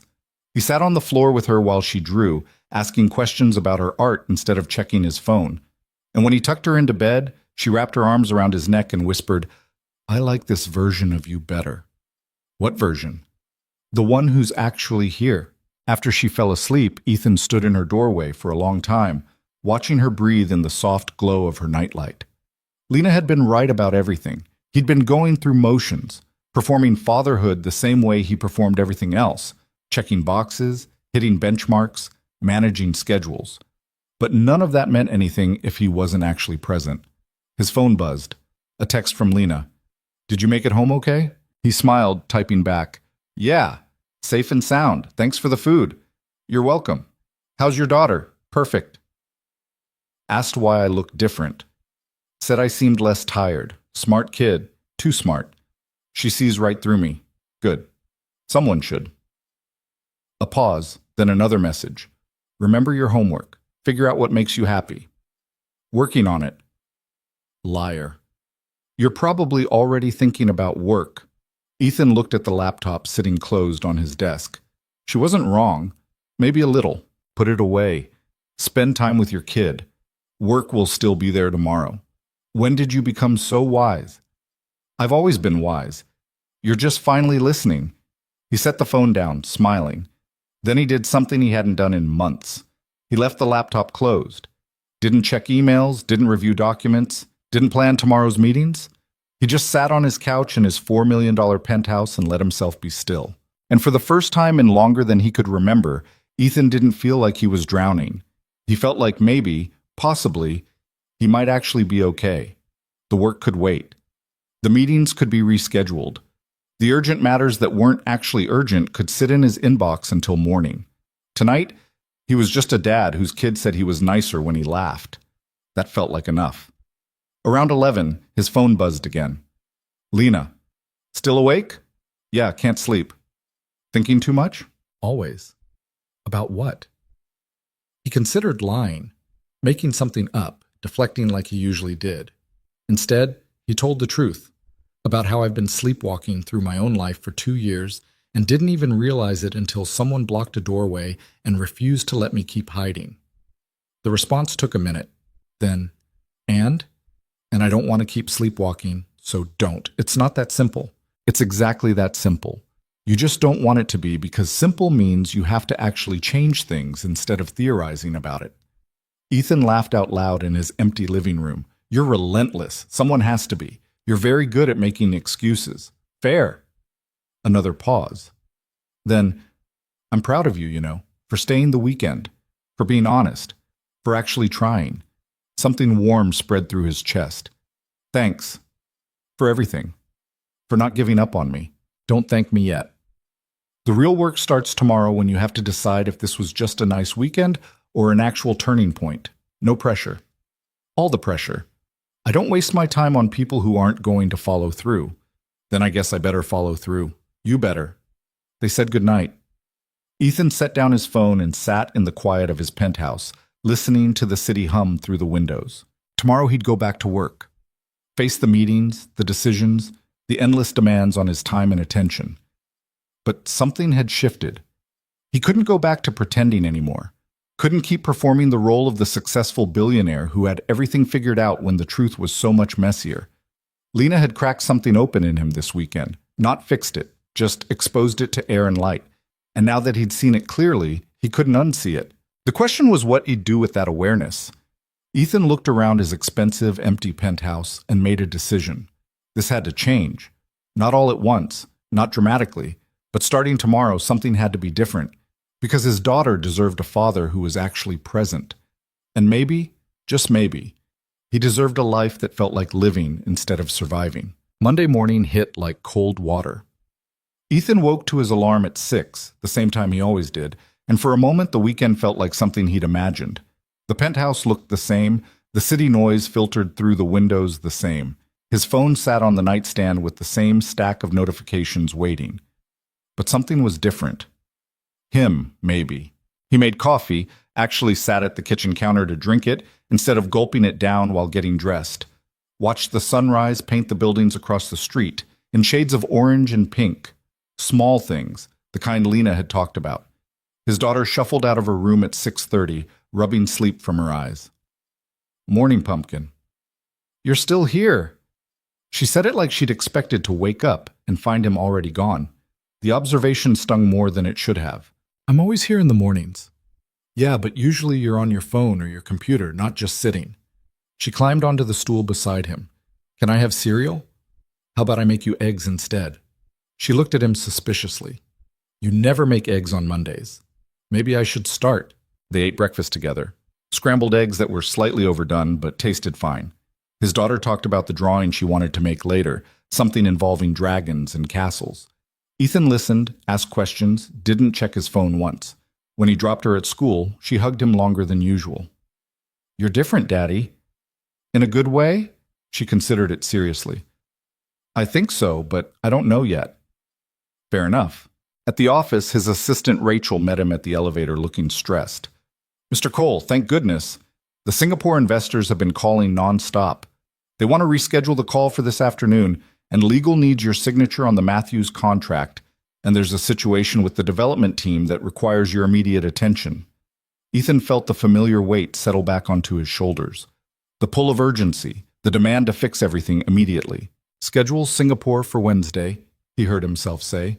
I'll review the Matthews contract this afternoon, and whatever's happening with development, tell them to handle it internally unless the building's on fire. Rachel blinked. I'm sorry? Which part confused you? All of it?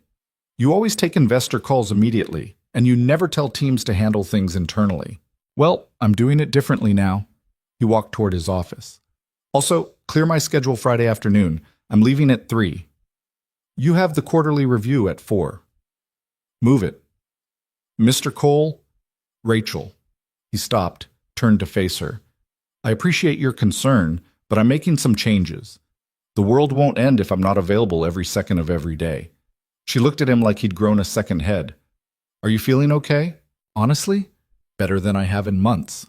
He smiled. Just trust me on this. The morning passed in the usual blur of meetings and decisions, but Ethan found himself pushing back on things he would have automatically agreed to before, delegating more, questioning whether everything actually required his immediate attention or if people just assumed it did.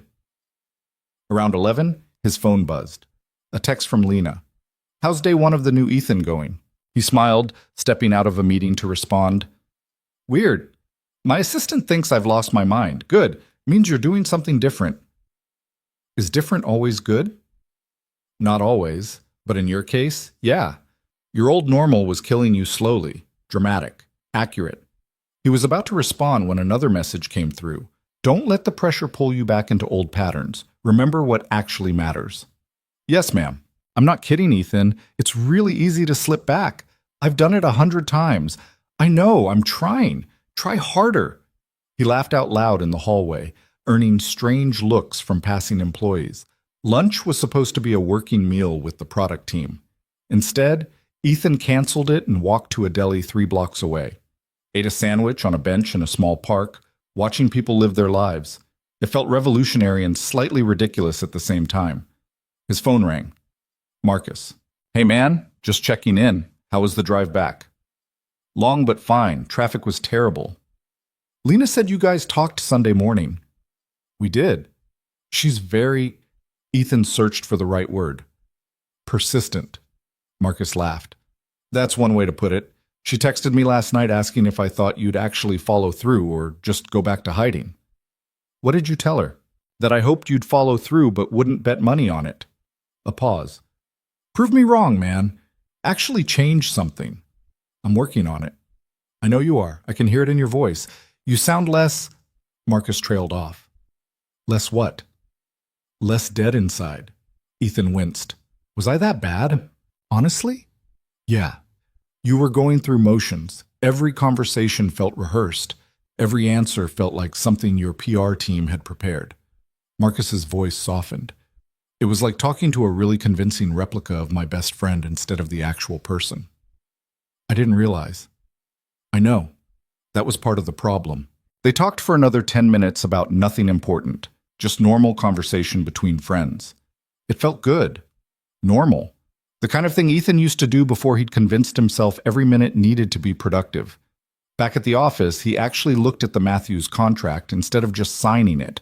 Found 3 clauses that didn't sit right. Sent it back to legal with notes. Rachel looked at him like he'd started speaking a foreign language. You always sign these immediately.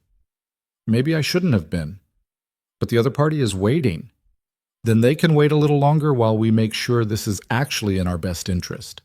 Ethan looked up from his computer. When did we start prioritizing speed over accuracy? Rachel didn't have an answer for that. The afternoon brought the kind of crisis that would normally have consumed his entire evening. A key developer quit unexpectedly, threatening to derail a major project. The team wanted Ethan to personally convince him to stay, throw more money at the problem, do whatever it took. Instead, Ethan spent 15 minutes on the phone with the developer, actually listening to why he was leaving. Burnout. Lack of work-life balance. Feeling like just another cog in a machine that didn't care about him as a person. The irony wasn't lost on Ethan. I get it, he told the developer. And I'm not going to try to convince you to stay if this place is burning you out. That's not fair to you. The developer sounded surprised. Really? Really? But I would like to understand what we could have done differently.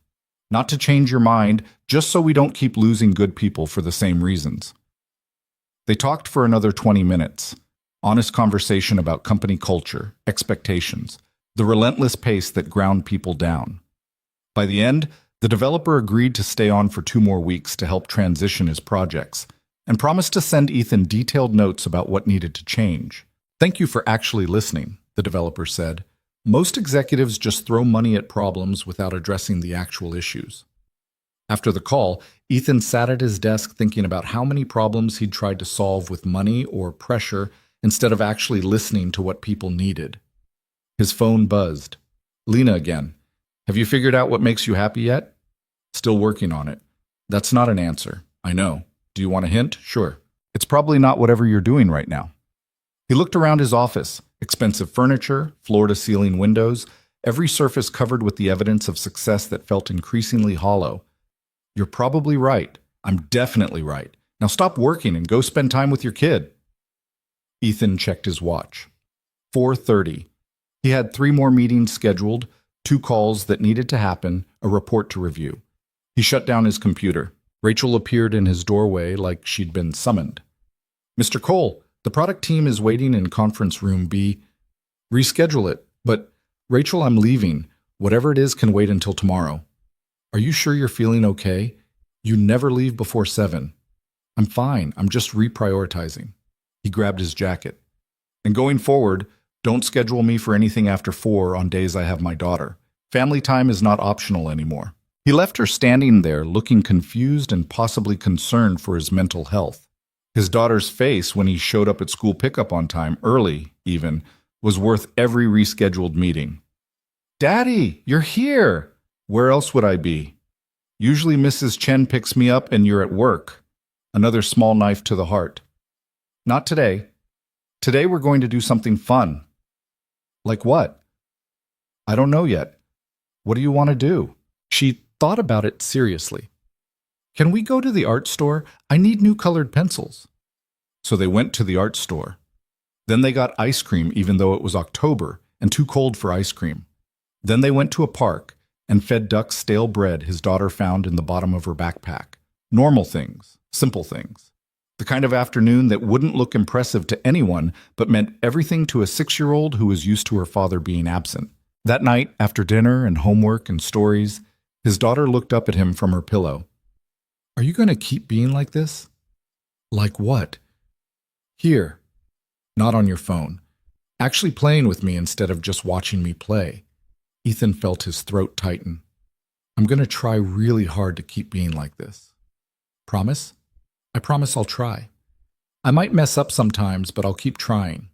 She nodded seriously, like they'd just signed a contract. "Okay, that's good enough." After she fell asleep, Ethan called Lena. "Hey," she answered on the second ring. "How was day 1 of the new Ethan?" "Weird? Good weird, I think, but weird." He settled onto his couch. "My assistant thinks I'm having a breakdown. My product team doesn't know how to handle me actually delegating, and I left work at 4:30. 4:30? Wow, what a rebel." "For me it is." He smiled. "I took my daughter to the art store and we got ice cream and fed ducks in the park. Sounds terrible." It was perfect, actually. His voice caught slightly. "She asked if I was going to keep being like this, being present, actually showing up." "What did you tell her?" "That I'd try. That I might mess up, but I'd keep trying." Lena was quiet for a moment. "That's all anyone can do, Ethan. Try. Mess up. Keep trying anyway."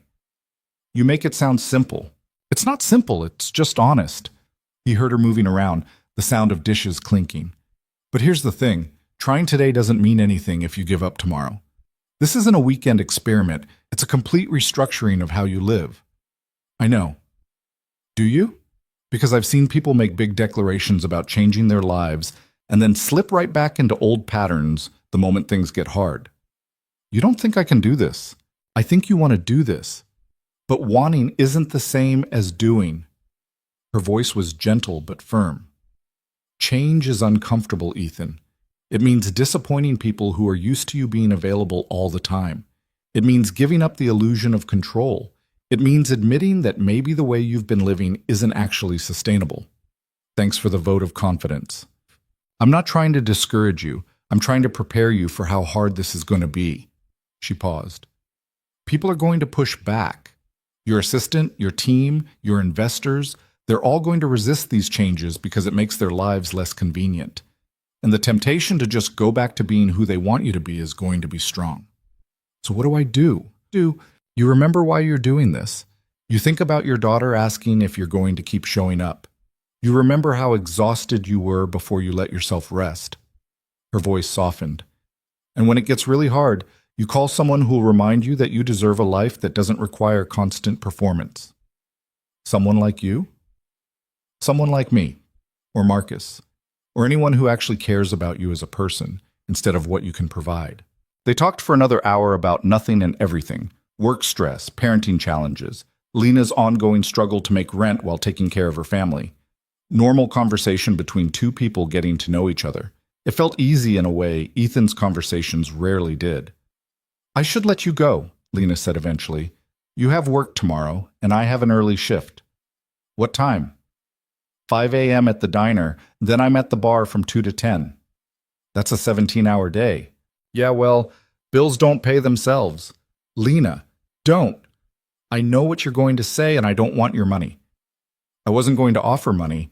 I was going to say that sounds exhausting, and I'm sorry you have to work that hard. Silence. Then, oh, not everyone who has money is trying to solve problems by throwing cash at them. Sorry, I'm defensive about that. She sighed. I've had too many people try to help in ways that felt more like pity than actual support. I get it. He paused.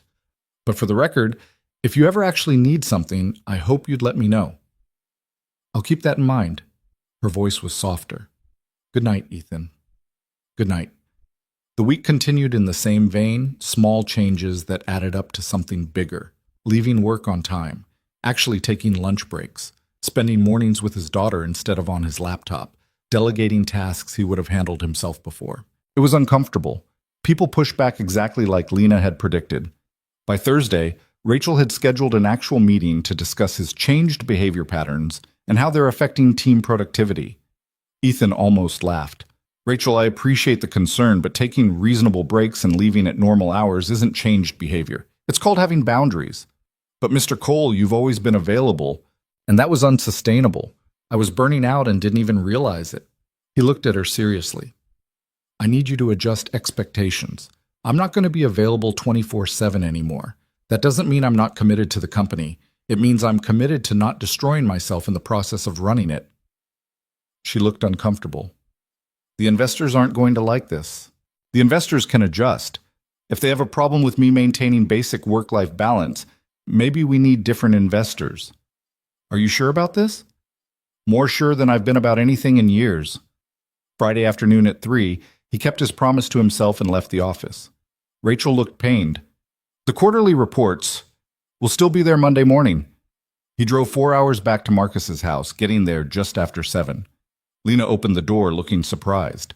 Ethan, what are you doing here? Figured I'd actually follow through on not disappearing for another 8 months. She smiled, stepping aside. Well, come in then. Marcus is going to lose his mind. Marcus did, in fact, lose his mind. In a good way. Man, I did not think you'd actually come back this soon. Told you I was trying to change. They had dinner, just the 3 of them this time, since it wasn't a planned gathering. Take-out Chinese food eaten straight from containers while sitting around the kitchen table. It felt more like home than Ethan's penthouse ever had. So how's the first week of the new Ethan been? Marcus asked. Uncomfortable. My assistant thinks I'm having a crisis. My team doesn't know what to do with me setting boundaries. I've probably pissed off half my investors. Ethan shrugged. But I picked my daughter up from school every day. Had actual conversations instead of scheduled check-ins. Left work at reasonable hours. And? Lena prompted. And it feels like I'm learning how to breathe again. Good. She reached across the table, squeezed his hand briefly. Keep breathing. They stayed up late talking, the 3 of them swapping stories and laughing at stupid jokes. At some point, Marcus fell asleep on the couch, mid-conversation. Lena threw a blanket over him. He always does this. gets comfortable, and just passes out. Should we wake him? Nah, let him sleep. She gestured toward the kitchen. Want some tea? They made tea and settled at the kitchen table, speaking in low voices to not wake Marcus. Can I tell you something? Lena said, cupping her mug. Of course. I didn't think you'd actually follow through. When you left Sunday, I figured it was a nice weekend for you, but you'd go back to your old life and forget all about us. You have very little faith in me. I have realistic expectations based on watching people make promises they don't keep. She met his eyes. I'm glad you proved me wrong. Me too. But this is just week 1, Ethan. The real test comes when things get hard, when the pressure builds, when old habits start looking comfortable again. I know. Do you? She leaned forward. Because I've been where you are, made big declarations about changing my life, taking care of myself, setting boundaries, and then my nephew got sick, and my grandmother needed medicine we couldn't afford, and I was right back to working myself to death. What changed? Nothing changed. I'm still working myself to death. I just learned to ask for help sometimes instead of carrying it all alone. She smiled sadly. It's not a triumphant story. It's just surviving with slightly less denial. That's still better than where I was. Maybe, but don't romanticize this, Ethan. Real change is messy and slow, and you backslide constantly. It's not a movie montage where everything gets better because you had one good weekend. I'm not expecting a movie montage. Good. Because you're going to have days where you snap at your daughter because work was stressful. Days where you stay late at the office even though you promised you wouldn't. Days where you check your phone during family dinner. She held his gaze. And on those days, you don't give up. You just acknowledge you messed up and try again tomorrow. You're very wise for someone who's broke and exhausted. Suffering is an excellent teacher. She took a sip of tea. I just don't want you to crash and burn when reality hits and you realize sustainable change is harder than weekend inspiration. Then help me not crash and burn. How? Keep calling me on my bullshit. Keep reminding me what actually matters. Keep being honest even when it's uncomfortable. He reached across the table, taking her hand. You're really good at that. Lena looked at their joined hands, then back at his face. Something shifted in her expression. Softness mixed with caution. Ethan, I'm not asking for anything complicated. Just friendship, honesty. Someone who sees me as a person instead of a walking checkbook. Is that all? He knew he should say yes. Keep it simple, not complicate things. Instead, he told the truth. I don't know, maybe not. But I'm not ready to figure out what else it might be yet. Fair enough. She didn't pull her hand away. But I need you to understand something. I don't have the capacity for complicated right now. I'm barely keeping my head above water as it is. I know. And I don't do casual. I don't have the time or energy for something that's going to fizzle out the moment your life gets back to normal. What makes you think I'm going back to normal? Everyone goes back to normal eventually. The question is whether your new normal is actually different or just a temporary performance. Ethan wanted to promise it would be different, wanted to make declarations about how serious he was about changing, but Lena would see through those promises immediately. So instead he just said, I guess we'll find out together. She studied him for a long moment, then nodded. Yeah, I guess we will. They sat there in this quiet kitchen, hands still linked across the table, both knowing they were stepping into something neither of them fully understood yet. But for once, Ethan wasn't trying to control or predict or manage what came next. He was just letting it unfold. And that felt like progress. The next 3 months didn't unfold like a redemption story. They unfolded like real life. Messy, inconsistent, 2 steps forward and 1 step back on good days, 1 step forward and 3 steps back on bad ones. Ethan screwed up constantly. There was the Tuesday in late October when an investor crisis pulled him into emergency meetings until 9 p.m., and he missed his daughter's school play. She cried. He apologized. She forgave him faster than he forgave himself. There was the week in November when old habits kicked in hard, and he worked through an entire weekend, convincing himself it was necessary when it really wasn't.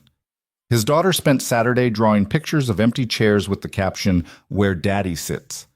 That one hurt worse than any business failure ever had. There was the morning in early December when Lena called at 2 a.m. because her grandmother had fallen and she was at the hospital alone and terrified. Ethan drove 4 hours in the middle of the night, arriving to find her in the waiting room, looking smaller and more vulnerable than he'd ever seen her. "You didn't have to come," she said, but she was crying. "Yeah, I did." They sat in uncomfortable plastic chairs while doctors ran tests and nurses asked questions Lena was too exhausted to answer properly. Ethan handled the paperwork, made phone calls, got her terrible hospital coffee that she drank anyway. Her grandmother was fine, just a fall, nothing broken, but scary enough at 83. On the drive back to Lena's apartment as dawn broke over the highway, she said quietly, "Thank you for showing up. That's what people do, isn't it? Show up when it matters. Not everyone, not consistently." She looked at him. "You're getting better at it." "I'm trying." "I know." But the progress wasn't linear. 2 weeks later, Ethan snapped at his daughter over something stupid, spilled juice on his laptop during a video call. He yelled. She flinched. He immediately hated himself. He called Lena that night, voice rough. "I'm turning into my father, the kind of parent who values things over people." "You're not turning into anything. You had a bad moment. Apologize to her and do better tomorrow." "What if I keep having bad moments?" "Then you keep apologizing and keep trying." Her voice was firm. "One mistake doesn't erase 3 months of progress, Ethan. Stop catastrophizing." He apologized to his daughter.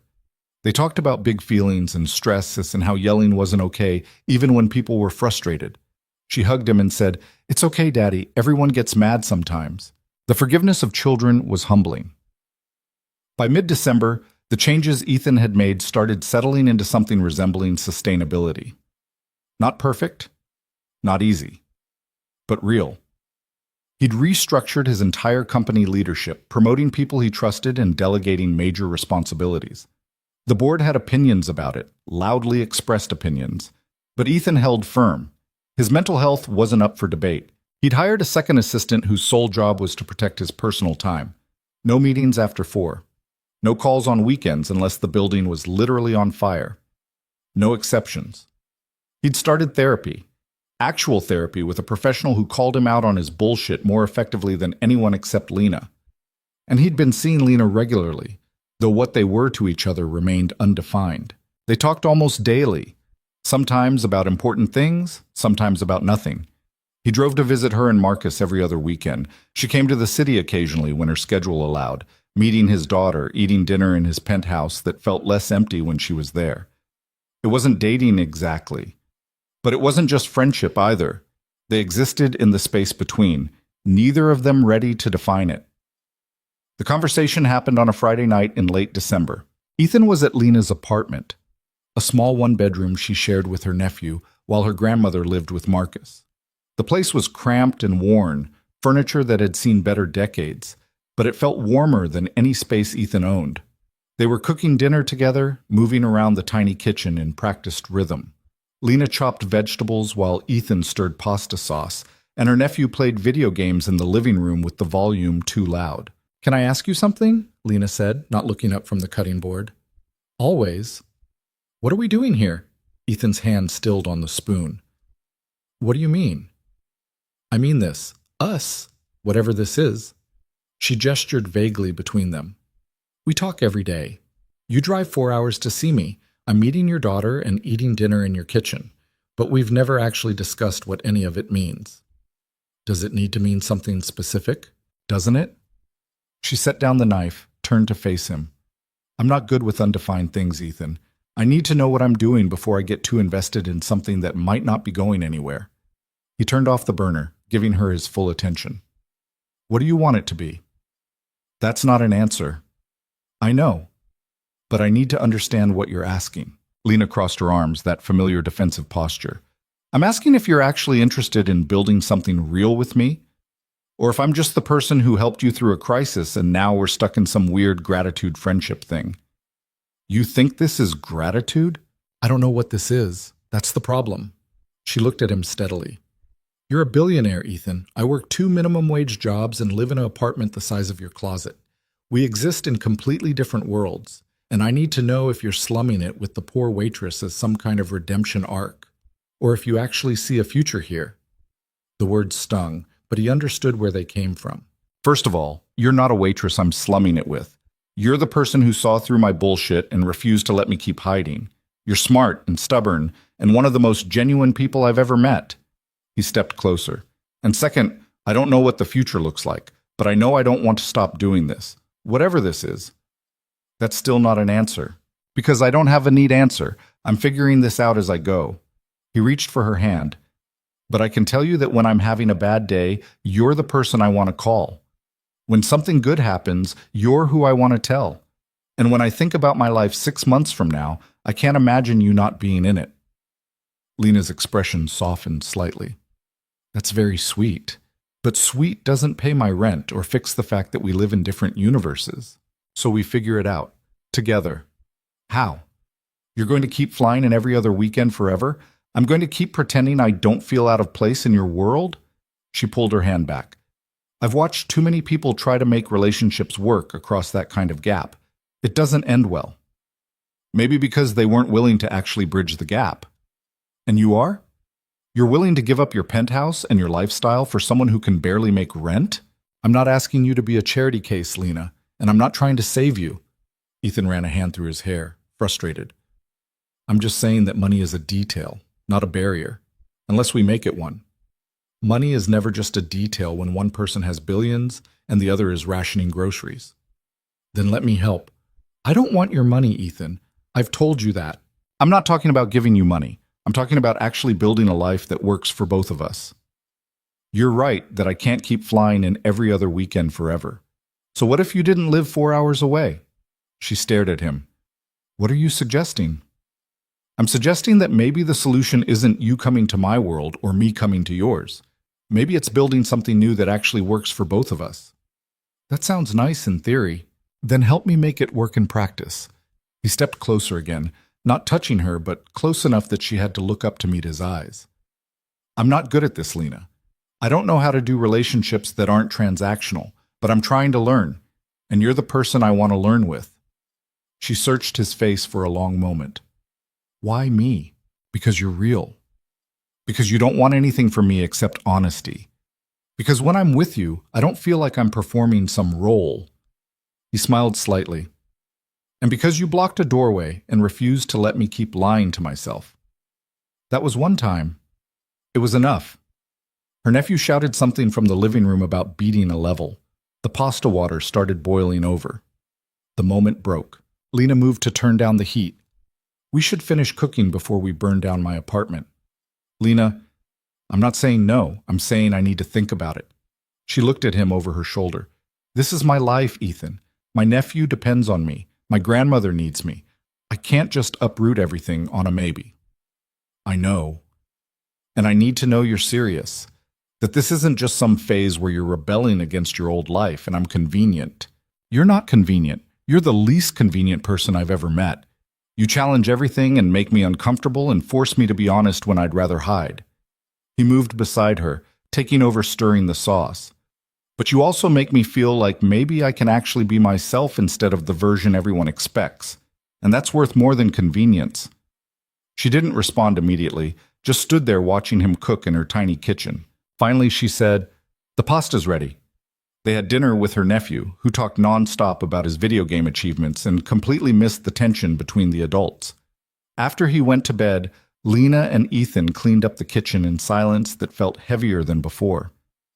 "I should probably head back to the city," Ethan said, drying the last plate. "Yeah." He waited for her to say something else. She didn't. At the door, he turned back. "I meant what I said earlier, about wanting to figure this out together." "I know you did." Lena leaned against the doorframe, arms crossed.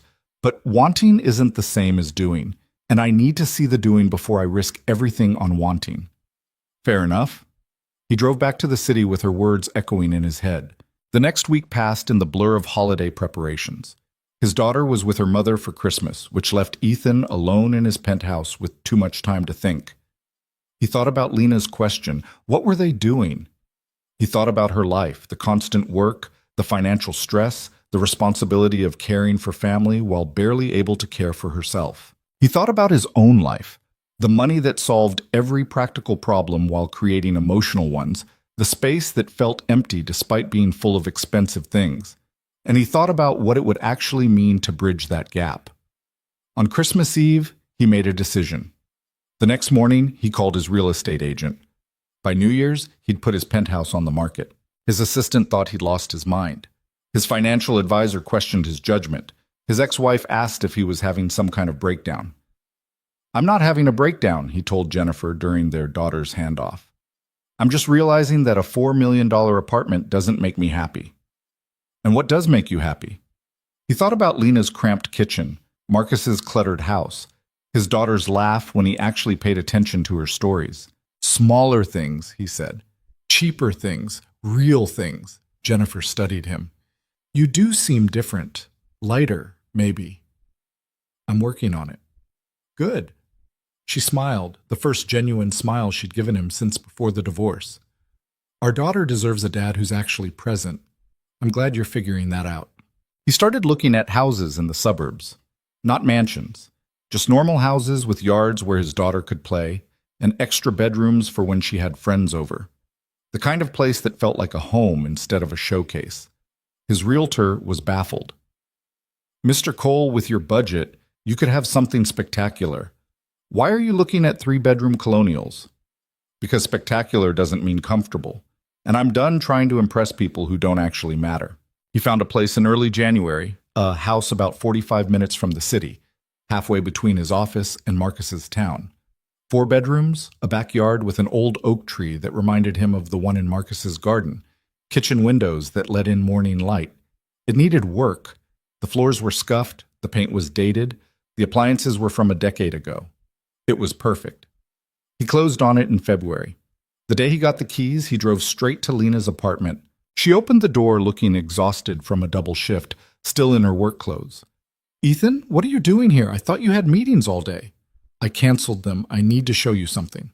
"Show me what?" "A house." She blinked. "You want to show me a house right now?" "Right now." "I just worked 15 hours and I smell like French fries." "I don't care. Come on." She was too tired to argue, which was probably the only reason she agreed. The drive took 40 minutes, Lena dozing in the passenger seat for most of it. She woke up when he pulled into the driveway. "Where are we?" "My new house." She sat up, looking at the modest colonial with its scuffed siding and overgrown garden. "You bought this?" "I did." "But your penthouse is on the market. I'm done living in a museum." He turned to face her. "And I'm done living 4 hours away from the people who actually matter." Lena stared at the house, then at him. "You bought a house halfway between your office and Marcus's town. 45 minutes from work, 30 minutes from Marcus, hour and a half from you." "Still an hour and a half. For now." He took a breath. "But I was thinking maybe it doesn't have to stay that way." "Ethan, I'm not asking you to move in. I'm not even asking you to make any decisions right now." He gestured to the house. "I'm just showing you that I'm serious. About changing my life, about building something different, about making space for things that actually matter." She got out of the car slowly, walking up to the house like it might disappear if she moved too fast. Ethan followed, unlocking the front door. The inside was empty except for echoes and possibility. Scuffed floors, dated paint, windows that needed cleaning. Nothing like the sterile perfection of his penthouse. "It needs work," he said, watching her move through the empty rooms. "A lot of work. But I thought maybe that's the point. Building something instead of just buying something finished." Lena turned to face him in the empty living room. "This is crazy." "Probably. You're a billionaire who just bought a house that needs new floors." "Yep." "Why?" "Because my daughter needs a yard to play in.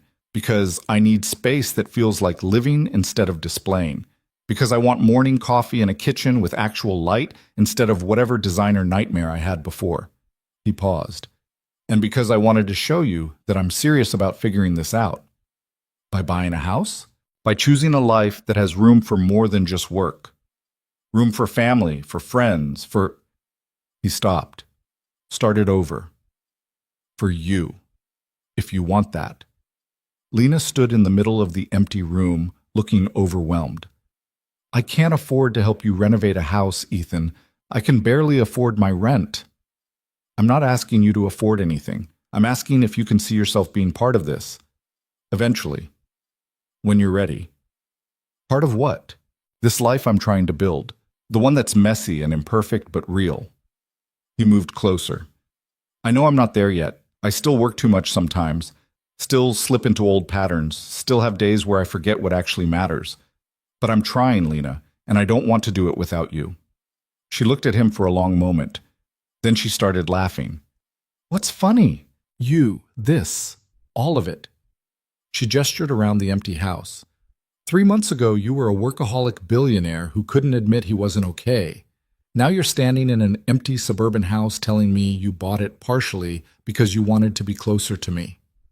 When you put it that way, it does sound insane. It is insane. She moved closer until they were standing in the middle of the empty room with nothing between them. But it's also kind of incredible. Yeah? Yeah. She reached up, touching his face gently. You're really doing this. Actually changing. Not just talking about it or trying for a weekend. Actually rebuilding your entire life. I'm trying to. I can see that.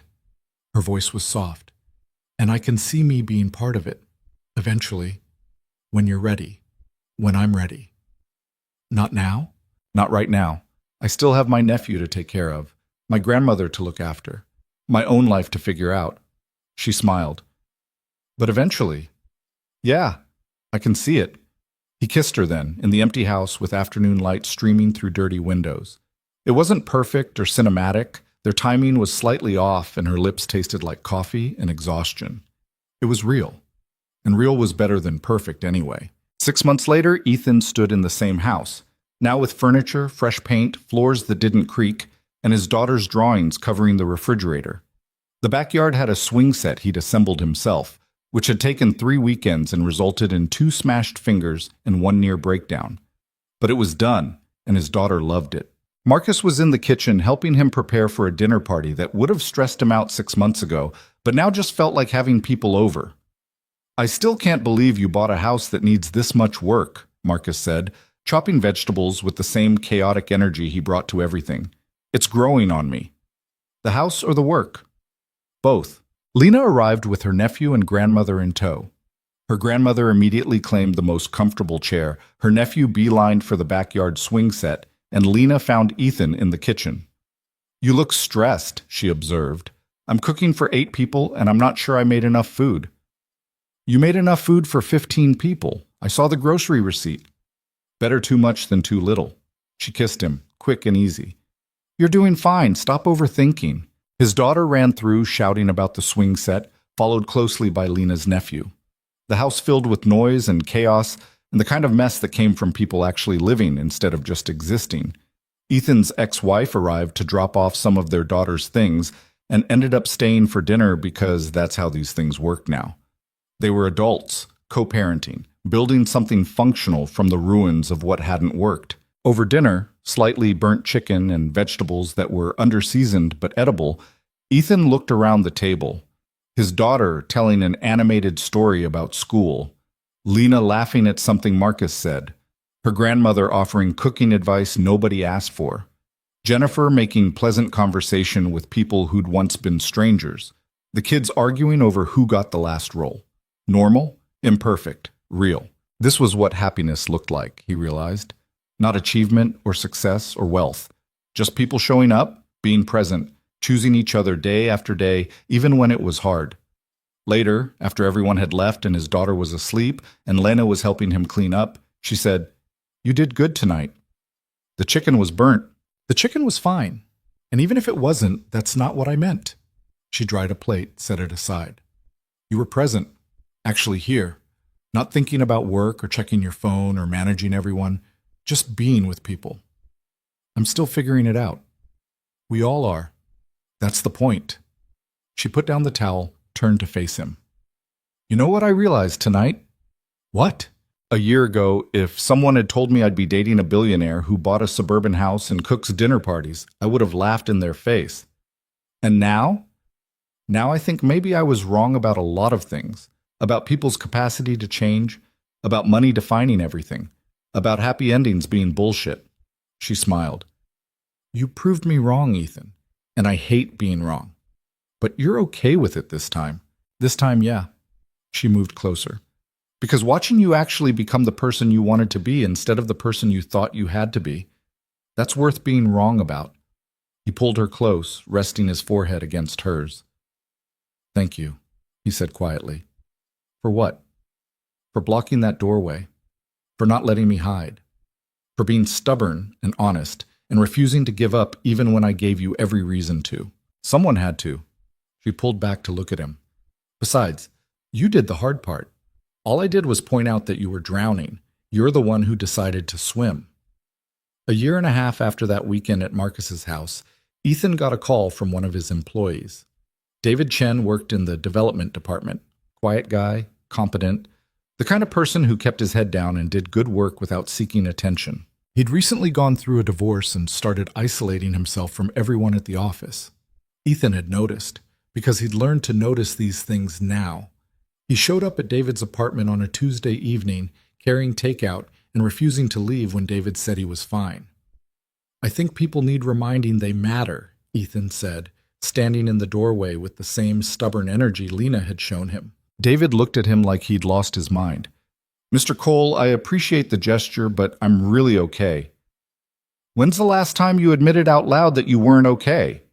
The question landed exactly the way it had when Lena asked him. David opened his mouth, closed it, couldn't answer. Ethan stepped into the apartment. I'm going to share something with you, and you're going to think I'm crazy. But 2 years ago, I was where you are, falling apart, and pretending I was fine, isolating myself and calling it strength, until someone refused to let me keep lying. They talked for 3 hours. Honest conversation about divorce and loneliness and the weight of pretending everything was fine when it wasn't. By the end, David was crying, the kind of tears that came from finally admitting how much you'd been holding. Thank you, he said. I didn't realize how much I needed someone to actually see me. I know, neither did I. Ethan left feeling lighter than he had in weeks. On the drive home, he called Lena. Hey, how was work? She answered. Weird, good weird. I did the doorway thing. You did what? The thing you did to me. Showed up at someone's door and refused to let them pretend they were fine. He could hear her smile through the phone. And I think I might have actually helped. Or at least started to. Look at you, passing it forward. Is that what we're calling it? It's what I'm calling it. You were drowning. Someone threw you a line. Now you're doing the same for other people. Her voice was warm.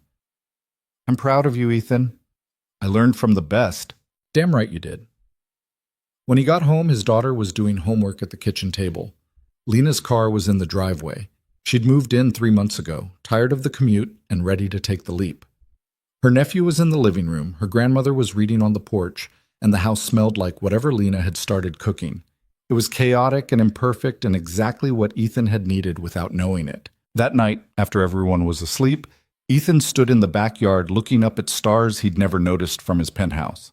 He thought about the man he'd been 2 years ago, isolated, exhausted, going through motions while calling it success.